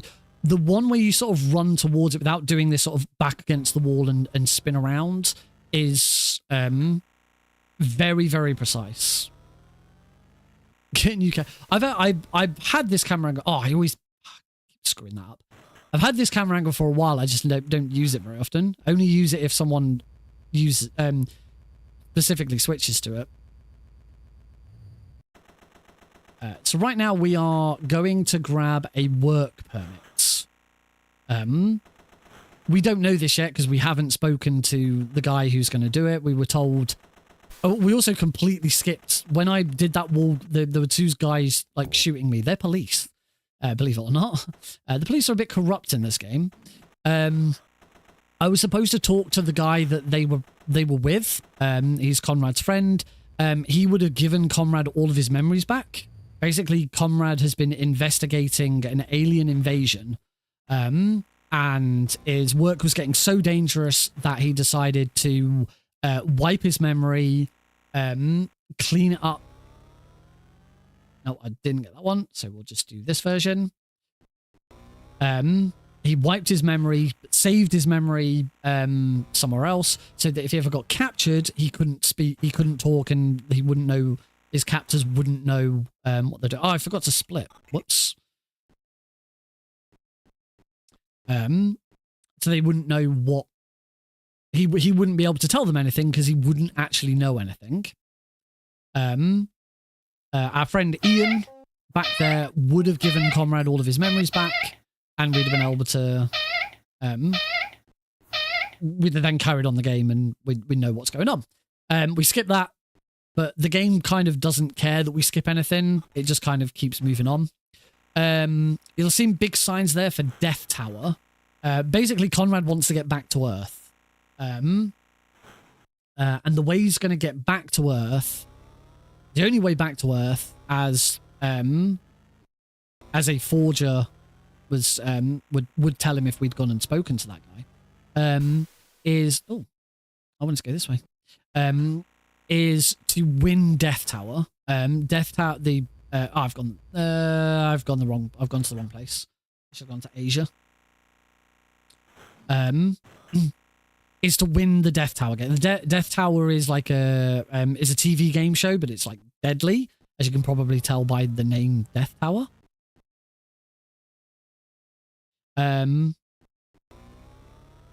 Asia. Back where we started.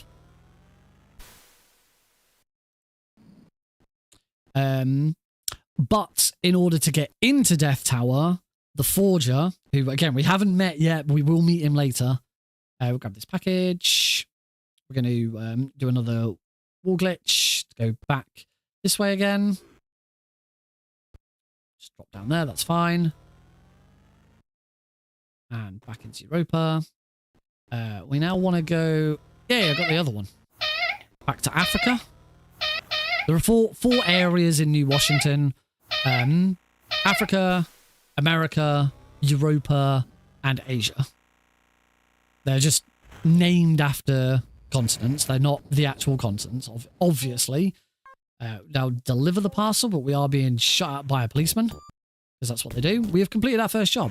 The forger, we've got to get papers in order to get into Death Tower.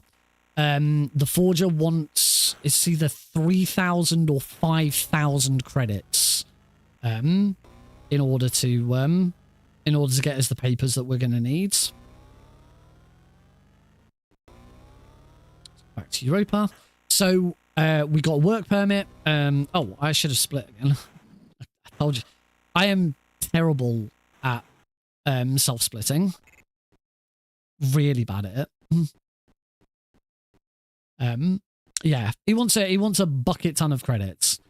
So before we can move on, we have got to work. So each time we are going to come back to here, we're going to get our next mission, and by the time we've done all of them, we will have enough credits to pay the forger for the papers to get into Death Tower. Unfortunately, whilst the entrance to Death Tower is there, that green door to the right,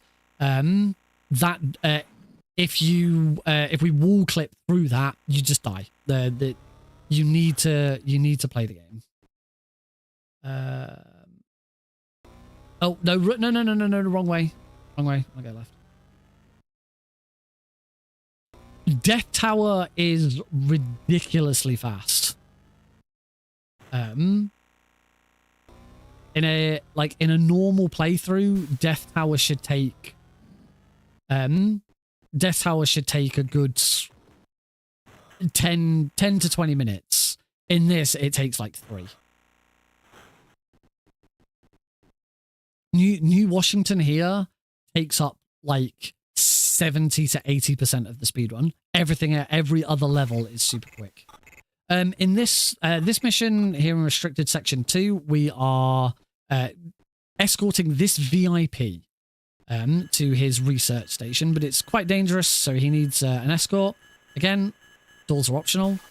Just over here. And now we just have to wait for him to come.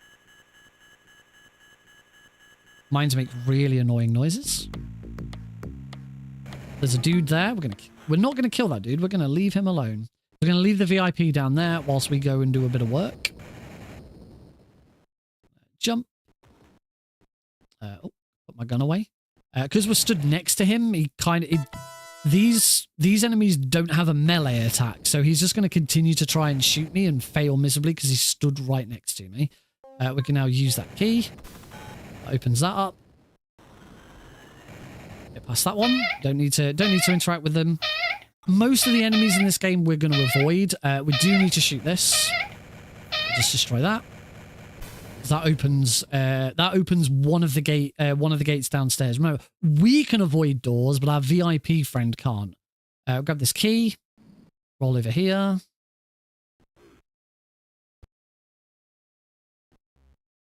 And I got, wow. Like, I'm getting so many of the faster versions of these wall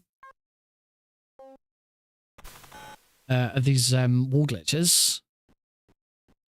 And we are just about done with this job. This is the research station. So all I've got to do is wait for him to walk over.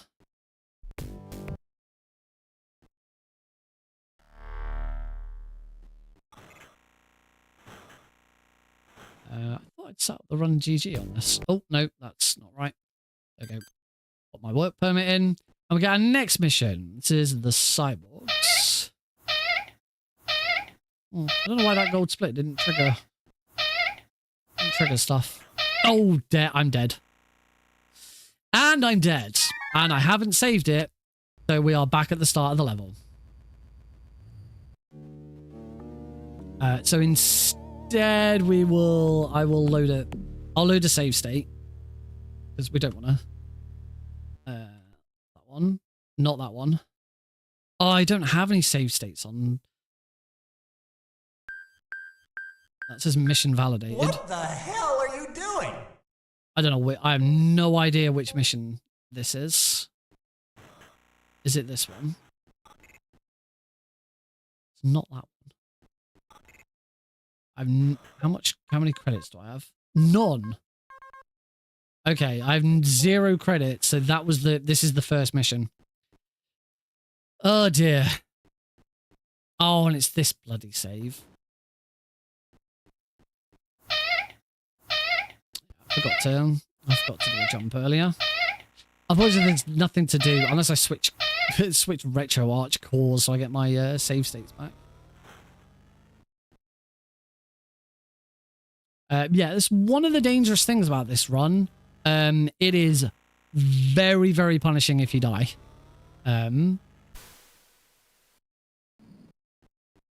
Very, very punishing. So I got a little bit of work to do to get back again. So grab the package. This should all seem pretty memorable. Drop down here. Oh, I decided to do that instead. And back into Europa. And ignore this wall.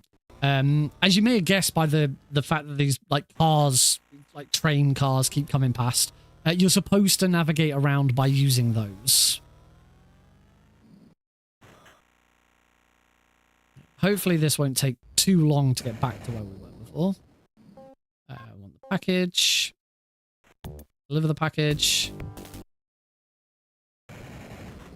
Past the policeman who's trying to kill me for some reason.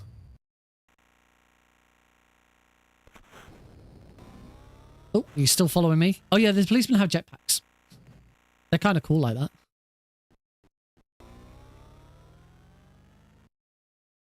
Through here. And back up to Europa.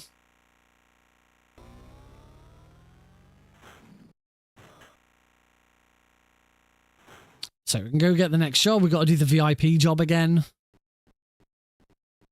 But we'll get there.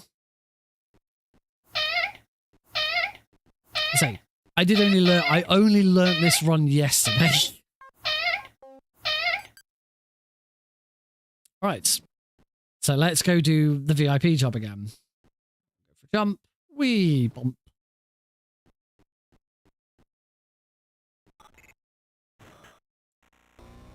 Yeah, whenever you get teleported back to the job center, you have to remember to jump and grab a ledge, otherwise you just die. So head to Africa. It's Africa is where resistance section 2 is. Now we do the VIP job again. I did learn today that you can soft lock the game. Obviously, I had to go, the door into restricted section 2 only opened up.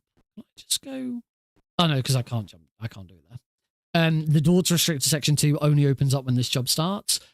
If you just go through the door yourself, if you use the glitch, you can do the whole of the VIP mission, but because you never got the job, you get, as soon as you finish it, you get teleported back.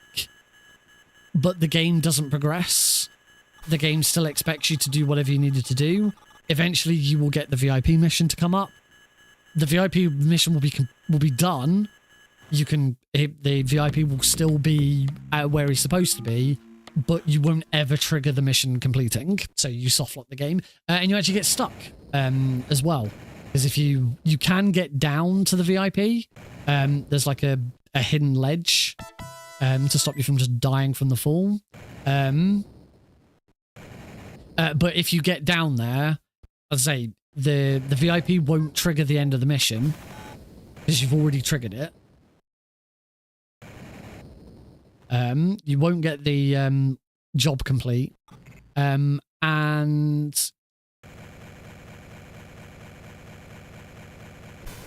you can. I mean, you can. Oh, I didn't need to shoot this one. Oh well. You can use the lift to go. You can use the lift to go back up and down, but it doesn't. It doesn't help. It doesn't do anything. You are just soft locked. It's a shame. I was hoping I'd discovered something, but alas, no.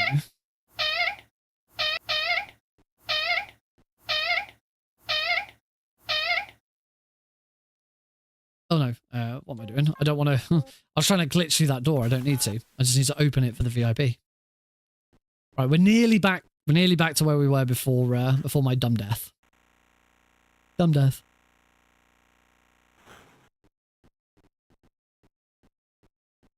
VIP is going to be like, yeah, you did it. Wow. Right, on to the next mission where hopefully I don't die. In fact, what I should do is save it. I will just save, let me just Let me just do a save state rather than using the in-game save system. The in-game save system will only save it. Will only save you a checkpoint for your current playthrough. It's not like you can use the save system to then. Like, that's what I should have done before. You can't use the save system to save your game and then switch off and come back. I think you can in the PC version and like the more modern ports of this.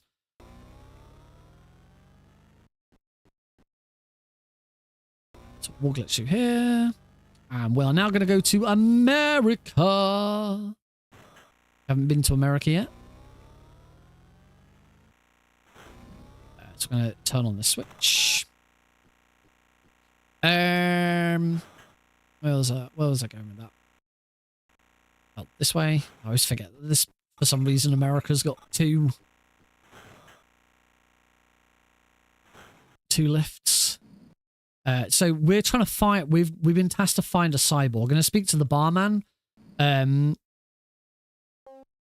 Oh, I never actually put my work permit in. Whoops. There we go. There's two different actions. Holding A is the action button, which allows you to interact with stuff. C is to use an item. So if you press A on the job mission screen, then it will tell you what the job is. If you use your work permit on the job mission screen, then you will accept it. And you can only start the job once you've accepted it. So yeah, so I made another silly error. Go in with the switch.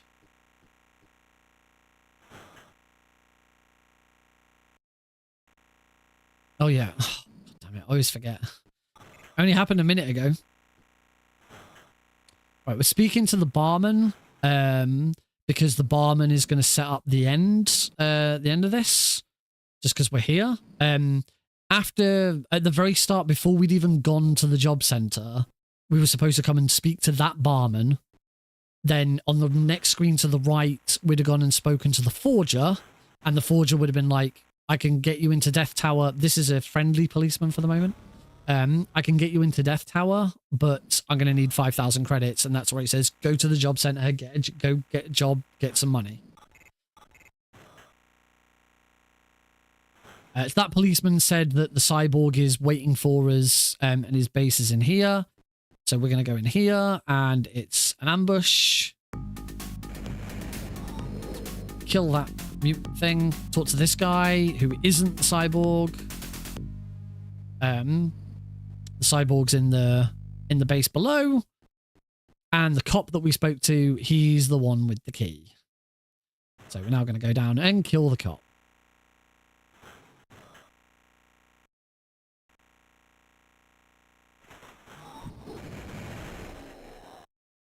And he'll get a pop chop off. Just shoot him. Grab the key.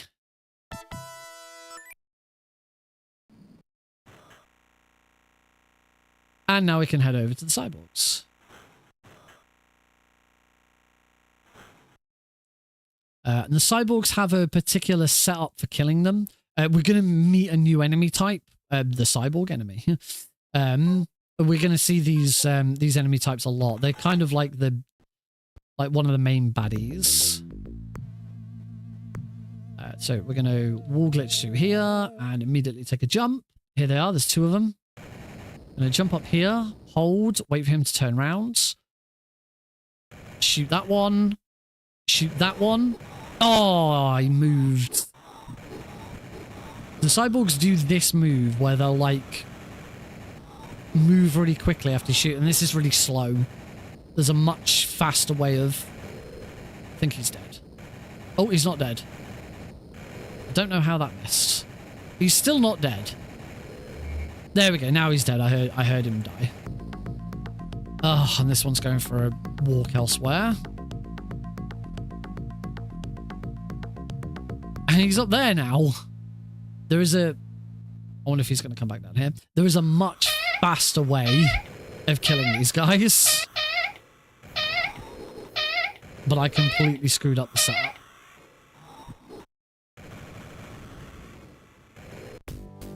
Hey, finally. Put my gun away and we are teleported. I'm going to charge my shield just to be on the safe side. Re-equip my work permit. And pop the work permit in there.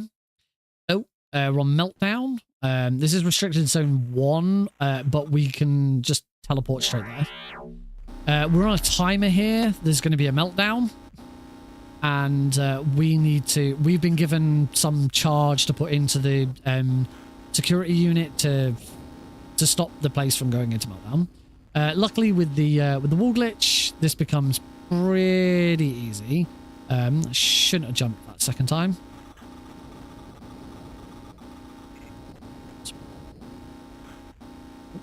Take the lift down. So this is a whole section, but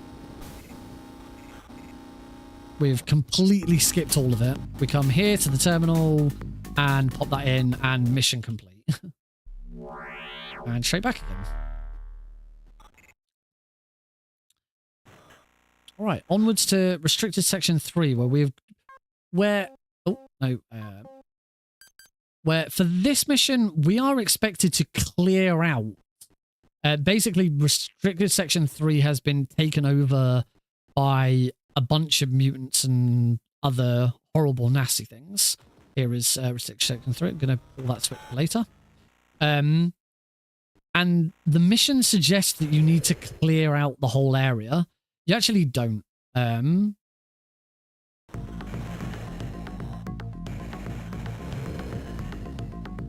You actually don't have to clear all of them out. There's some enemies that we kill because it's a bit easier, but this guy, we're going to completely ignore him. You only have to kill the final enemy. Come on. I find it a bit difficult sometimes when you can't see. We'll run through that one. Down here. Take a right.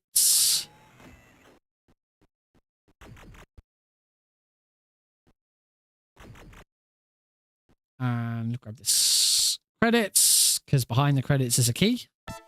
Grab the key.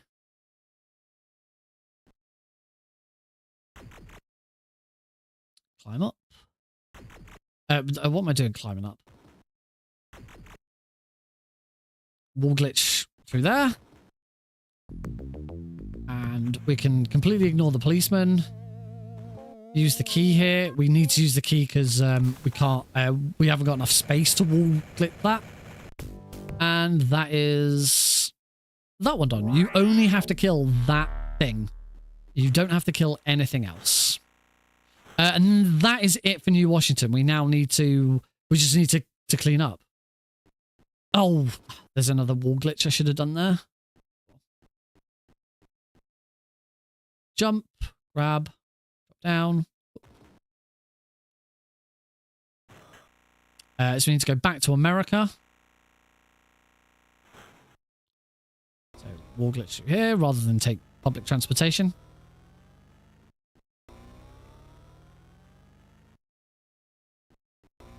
So back to America. Wait for the lifts. So we now have the credits that we need to pay the forger.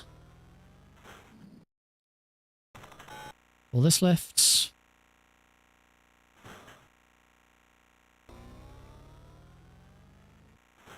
All this lifts.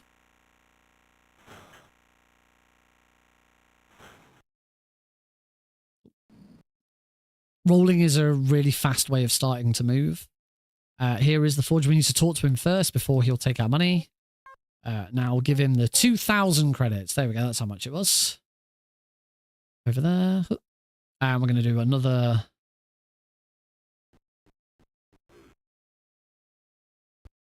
We'll clip through there. Back into Europa. And this is it. Finally.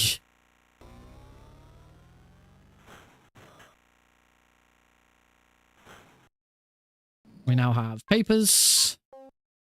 And we can get into Death Tower.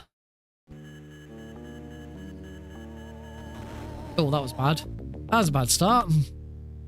Death Tower is... As I say, Death Tower is ridiculously sped up in the speedrun.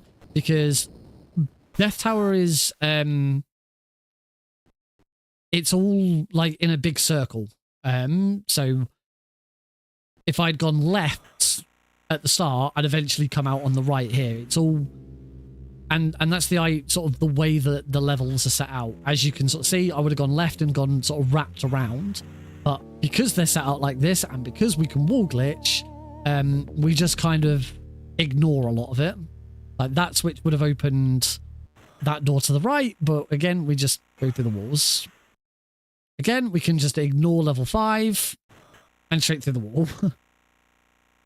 We are now going to get introduced to some really horrible lag. The game lags horribly when there's loads of stuff like this. Is the only real point in the here in Death Tower is the only real point in the game where it's going to be a problem. Once again, we are just going to... Oh, I was going to say, assuming I can get around this guy without getting hit. It's gonna... There we go. Ignore him.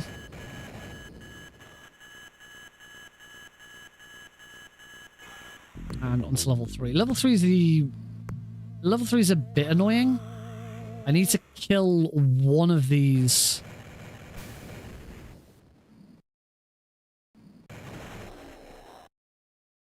I'm dangerously low on health. Oh. Oh dear. I'm pretty sure I'm on 1 health. Oh, I just made it through. This is... I'm pretty sure I've got 0 shields left. Wait for him to drop down. I'm going to jump back up. I'm dead. Yep.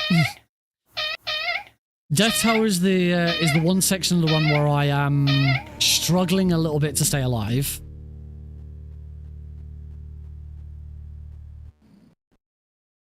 Oh, I didn't mean to do that. Oh, not quite sure how I didn't just get killed by that. Oh, I need to pull that switch. Oh.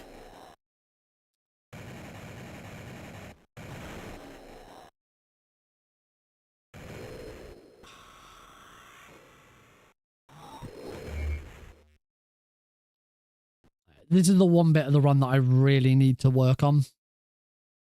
It's a bit messy.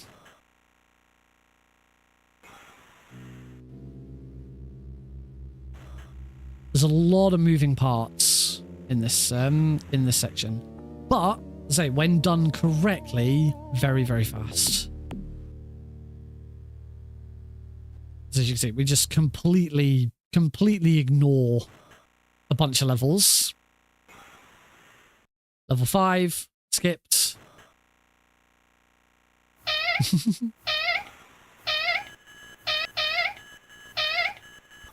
Level 4. Level 4 not quite skipped.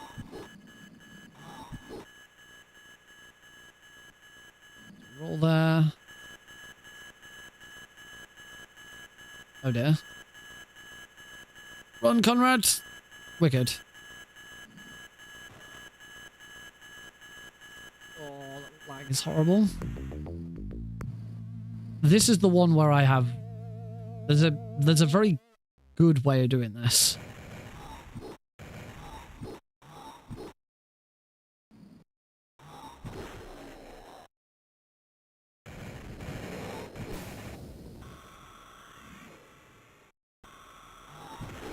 Oh.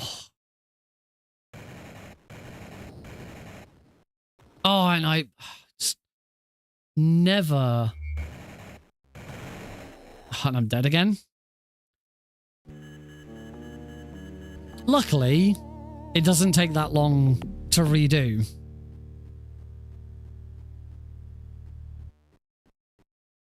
Jump there. That's better. That was much clean. That was a much cleaner level 8.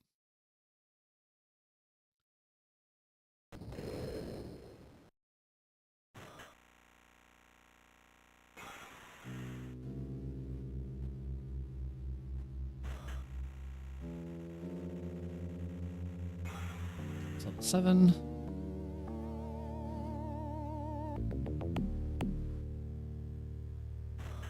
I should have been on the right-hand side for that. Whoops. Probably shouldn't have rolled there.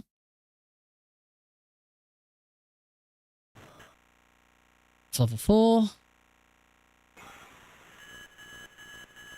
And jump.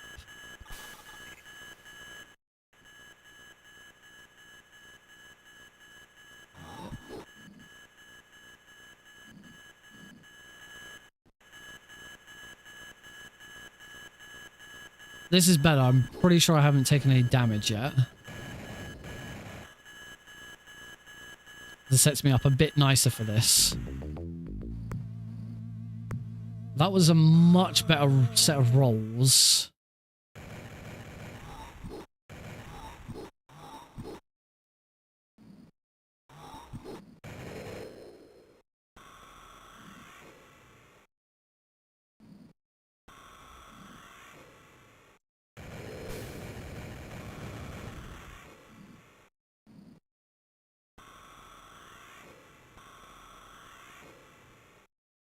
Yeah, I remember to jump this. I should have jumped a little sooner than that, though.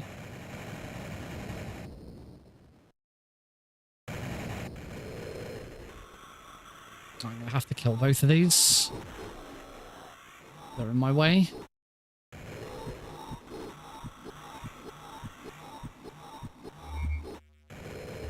There we go. All right, I've killed them. That's a lot slower. I need to relook at the tutorial for this area.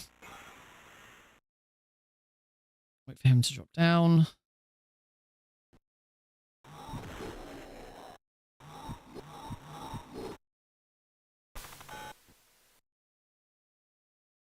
I need to wait for him to come over.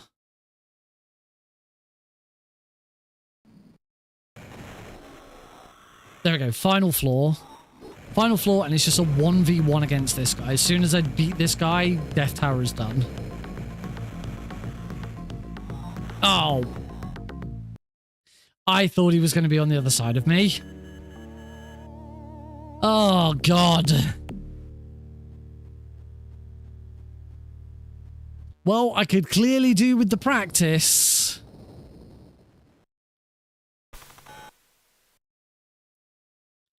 We're going to do it. I promise.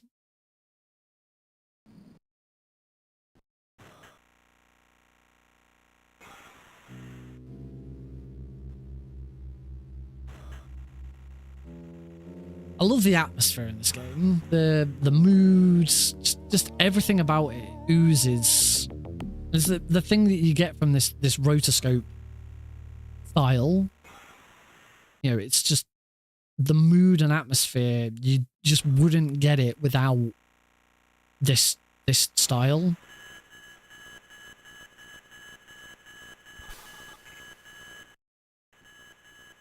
And it looks incredible as a result.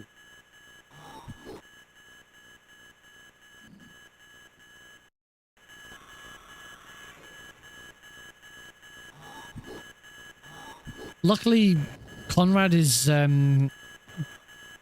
invincible during some of his animations.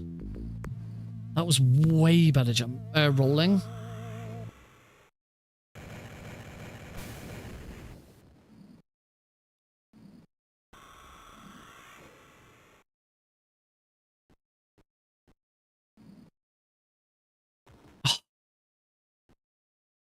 As this might work in my favor, I can get these two to jump down.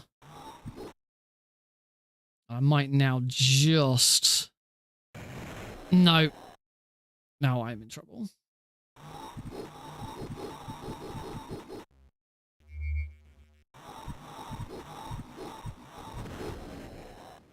Yeah, because...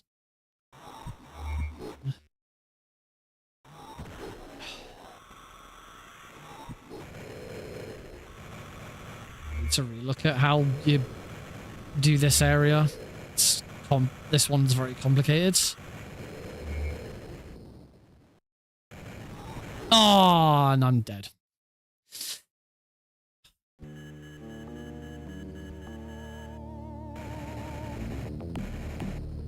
It is the most complicated, and it's the only really annoying flaw of Death Tower. Everything else is reasonably straightforward. It's all about the timing of the rolls right at the start is key to being able to get through it. And you can already see that. You can see that by from live split that I had major problems with this in my first. Actually, I think live split is my second run of this, not my first. I'm pretty sure this is the run I'm currently on is my third proper attempt at a run. I thought I was more prepared than this, but clearly not. Okay, let's say because I was already because I'd already started my jumping animation, I didn't take any damage. Oh, noise is awful. That was a lot slower moving over here.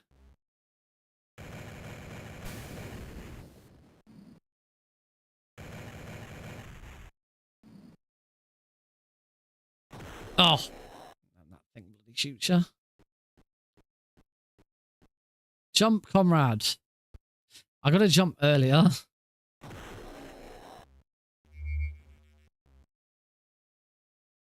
Hey, there we go.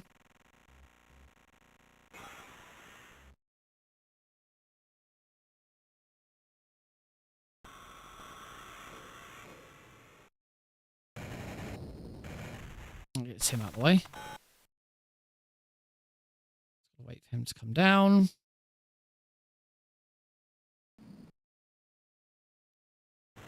Okay, I get that room a bit more now. All right, now if I just stand here and keep shooting, I need to. There we go. Just time that one. We're done.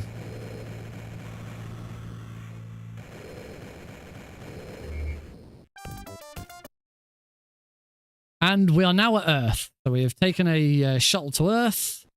And we're not going to be sticking around in Earth for very long. This is another very, very quick area. It certainly should be. Assuming I get it right. They're using wall skips to skip so much. Yes, that's the fast wall skip.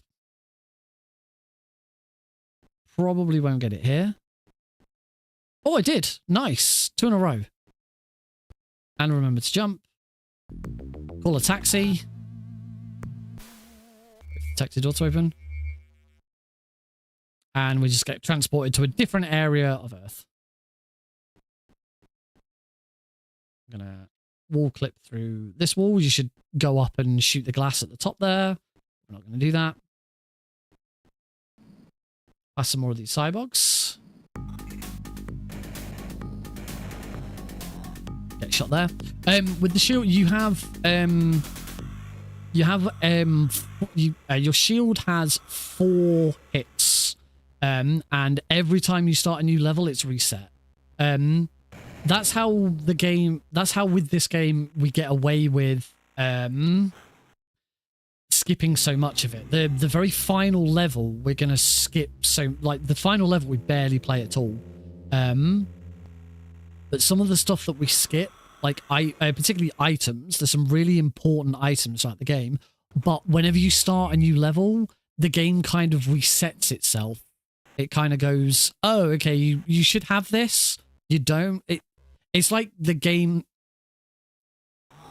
Say each new level. This is bad. Should have done. There we go. Get rid of him. Yeah. Whenever you start a new level, the game just like gives you all of the items that you should have, and at the same time you get your shield back. That's why you barely ever need to charge your shield, because you always start each level with 4 shields. Part of the reason for that is because the game works on a password system. You may have noticed that at the start of levels, The game's given me a password. Oh, I hate this bit. Probably dead here, actually. I might be alright. No, I'm dead. That thing insta-kills you. So we're going to do Earth again. Luckily, as you see, we were at the end of the level there as well. That really was the end of the Earth level. I say end of the Earth level. The next level is still set on Earth. It's just we've been captured. I bet I can't get both. Yep, I now won't get both of these.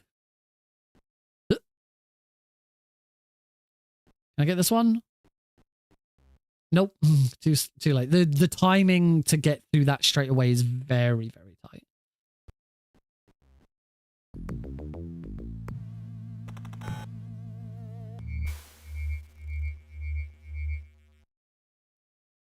This does not take me long to get back to where I was. So we can go through this bit again. That guy. I need to have a look at the... There's no... one thing of note is that... Oh, heck. There's no guide for this run. No one has ever created a guide. It's not an overly popular run. Someone got into it again recently, though. I'm not the only person in this year... Oh! I'm not the only person this year to have a go at this run. I have to kill these guys now because I've... No, they're going to kill me. Start again. That was bad. I shouldn't have made those mistakes. But yeah, everything that I learned, I just learned from watching the world record and going from there. Luckily, the world record runner did include... Yay. Oh, wrong movement. The world record runner did include his key presses, button presses, which is always very handy. That's why they are always on my stream. Whenever I speedrun, even if it's a console run, as long as I have the capabilities of doing it, I will always show my key bindings on screen because you never know who is going to watch your run and use it as a tool to learn. Every runner should. The only excuse for not having it on stream, marathon, you don't need it on marathons. Marathons don't need to show it.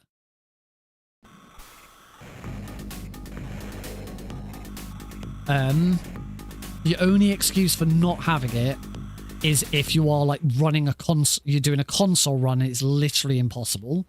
If you don't have the tech for it, I'm not suggesting like when I do console runs, I do have it on screen because I have the right tech. I'm not expecting everyone to get the right tech for it. If you're a console runner, if you're a serious console runner on a specific console, you know, like you're always you're always doing Nintendo 64 runs. See you around, Cosmic. Have a good one. If you're always doing Nintendo 64 runs, for example, God's sake, I jumped way too early there. Then invest in whatever there is a decent Nintendo 64 option. I was doing Metal Gear Solid 3. I was doing Metal Gear Solid 3 on the Xbox Series S all the time. So I got myself a dongle so that I could do that. Partly so I could use my DualSense with it. But also so that I could show my controller ports. If you do want to show your controller inputs, for console, getting a DualSense and some sort of method to allow you to use a DualSense on whatever whatever console you're playing on is a really easy way of doing it. Ow. Is a really easy way of doing it. The advantage of, particularly particularly if you've got Bluetooth, in whichever way. The DualSense is, you can't do this with an Xbox controller, but the DualSense is really cool. The DualSense is really cool in that you can connect it with a wire. You can connect it with a wire and Bluetooth to 2 different devices. So, for example, when I've done Twin Snakes runs on my Wii, I have my DualSense connected to my Wii via a Bluetooth device, and then I just plug my DualSense into my computer, and voila, I have both. I'm controlling the Wii, and I have my inputs on the computer. You do not necessarily need to have your controller, like, see, the GIMX is a very powerful tool for doing that, because you literally have your console, your computer inputs are what controls your console with the GIMX. Right. Jump, jump, stop. There we go. That's what I fail to do most of the time, is the stop. And we're done. There we go. We are now in prison.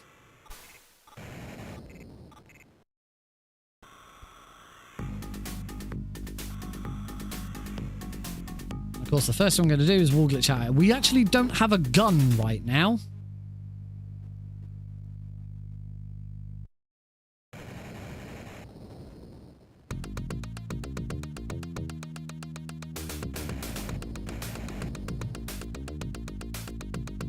Screw that up. That's better.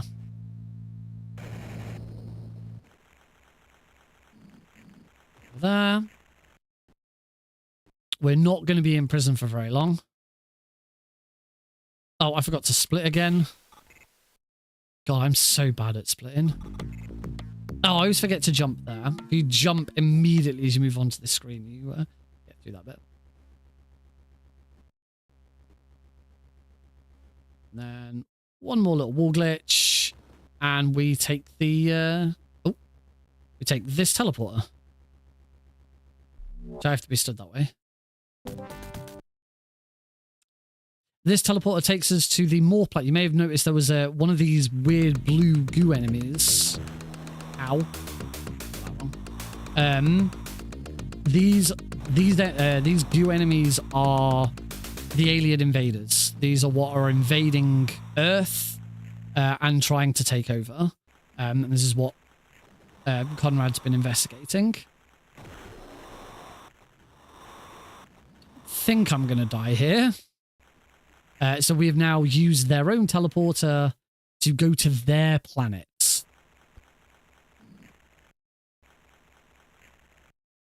So we are now miles and like hundreds of thousands of miles away from Earth here.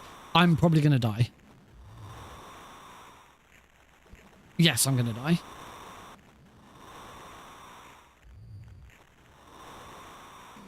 Maybe not. Killing these things takes ages. Luckily, we don't have to. We can drop all the way down here. Conrad does a very good job of hanging. Again, we can use multiple... Good God, I didn't realize I was at 52 minutes in this run. I was hoping to do this run more than once, but it was not to be today, unfortunately. We're going to do another cool glitch here. By standing in this spot, we now got a teleporter. A personal teleporter. You obtained the personal teleporter from the jail area, but we completely skipped it. Because we skipped it, the game goes, oh, well, as I say, the game, when you start there's a little secret ledge there. When you start a new area, the game gives you anything that you were supposed to have. Say, the reason for that, I started trying to explain this earlier. The reason for that is because it works on a password system. There's no checkpoints, there's no saves, there's a password system. Every time you start a new level, you may have seen that there's a password that appears on screen. So because of that, each level... oh yeah, use the personal teleporter to get back to here. We now move into the final area. So activating that triggers the final area. We're supposed to go left. We've now got, because we didn't get it in the previous area, we've now got a thermal charge. We should go into the bowels of the alien planet and apply the thermal charge. But we're not going to do that. Instead, once you've planted the thermal charge, you escape on this spaceship behind this locked door. We're just going to go straight through there, and that is the game.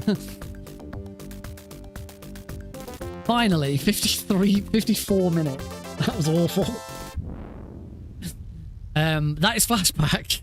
Yeah, final level is completely skipped. You're supposed to go left. You go deep down into the bowels of the planet. You drop this thermal charge into the planet that's going to destroy it, and then you have to escape. When you get back there after you've dropped the thermal charge, that door is normally open. We can just completely skip it. It's a really cool little run. The world record's like 23. The world record is like half the time I took. I will practice this off stream, and I will perform this again on stream when I feel like I'm actually got a good run to perform. But as I say, this is a game I have loved for a very, very long time. I've completed it so many times. I never completed it as a kid on my Sega Mega Drive. I don't think I ever got past New Washington. I might have gotten to... There is indeed room for a lot of room for improvement. I think I might have gotten to Death Tower once as a kid. But the 25th anniversary edition is pretty good. You can get it on PC, you can get it on most consoles actually. I've got it on Switch and I've got it on PC. But the 25th anniversary edition is based on the SNES version of the game and not the Mega Drive version. On the SNES version, the version of the wall skip where you run towards it and then slow to a walk and then run through, that works, but the turnaround one doesn't. And there are some areas where the turnaround one is the only one that will work. So for the speedrun leaderboards, it's kind of the Mega Drive run is the glitch run, and the SNES run is the non-glitch run. You can still do some glitches, but the SNES run is a much more complete version of the run. And if you were to, as I say, if you do the 25th anniversary edition, you'd be doing that as well. The credits here are really cool. They show loads of the cutscenes that we skipped. Let's get in the taxi in Earth. Once we got that is coming up the lift when you've gone down into the bowels of the alien planet. Picking up a key. That is the thermal reactor exploding if you don't get to it in time. Where we did that mission where I had to go through that really red area. That's teleporting from Earth to the alien planet. The music's really funky as well. This is the entire cutscene we skipped at the start of New Washington, where Conrad's supposed to get his memories back. This is like the most important cutscene in the entire game. And not only did you can skip cutscenes in the game, but we not only skipped the cutscene, we skipped triggering the cutscene, because this tells you the story. This cutscene is the most important because it tells you what the hell's going on. So this is all about alien DNA getting mixed in with the population. That's showing that Conrad has a little bit of alien in him now. He's been doing investigations. It's been attracting attention, so people are trying to kill him. He's recording onto holocubes so that he can watch them back and remember when he loses his memory. The very first thing in the game you're supposed to do is go and get a holocube that tells you what's going on. This is Conrad transferring his memory. so that it's saved. And this is his eventual capture.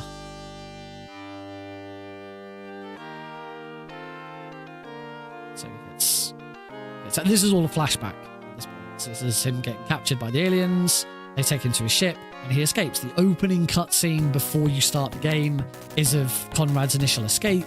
He escapes on a little hover bike, gets chased down and shot down into the jungle, and that's where the game starts. Yeah, really, really cool game. As I say, I'll practice the speedrun off stream. It's the wonderful thing about my Vita. I've got it on my Vita because I've got a Sega Mega Drive emulator on there that works beautifully. Oh, this is just before he gets captured. And yeah, that'll be something to bring back. I'd like to do this for a marathon if I can get good at it, because it's just something you won't see in a marathon. Like, it's such a unique game. I love it.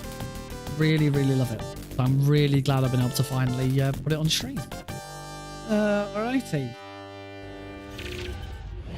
That is gonna be it for today's stream. I hope you've enjoyed it.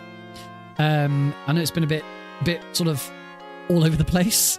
Congratulations once again to Rorschach for correctly guessing after all the clues that we were going to be playing Flashback. Thursday we might. I do need to play more MGS2. Thursday I'm either going to do some more MGS2 runs, or I'm going to do. Oh, that cutscene. You can't see it very well. That cutscene is when Conrad wins Death Tower, and just the side of here. He walks on side on. He looks ugly as hell. That's the spaceship traveling from New Washington to Earth that he won. That's the trip that he won for beating Death Tower. Anyway, the Thursday I'm either going to do more MGS2 runs, or if I'm not really feeling up to it, we'll go back and carry on with my first ever casual playthrough of Resident Evil 2, the Resident Evil 2 remake. Started it on Halloween. Really enjoyed it. Lots of people enjoyed watching it as well. So it'd be nice to go back and carry on with that. I definitely wanted to continue with it.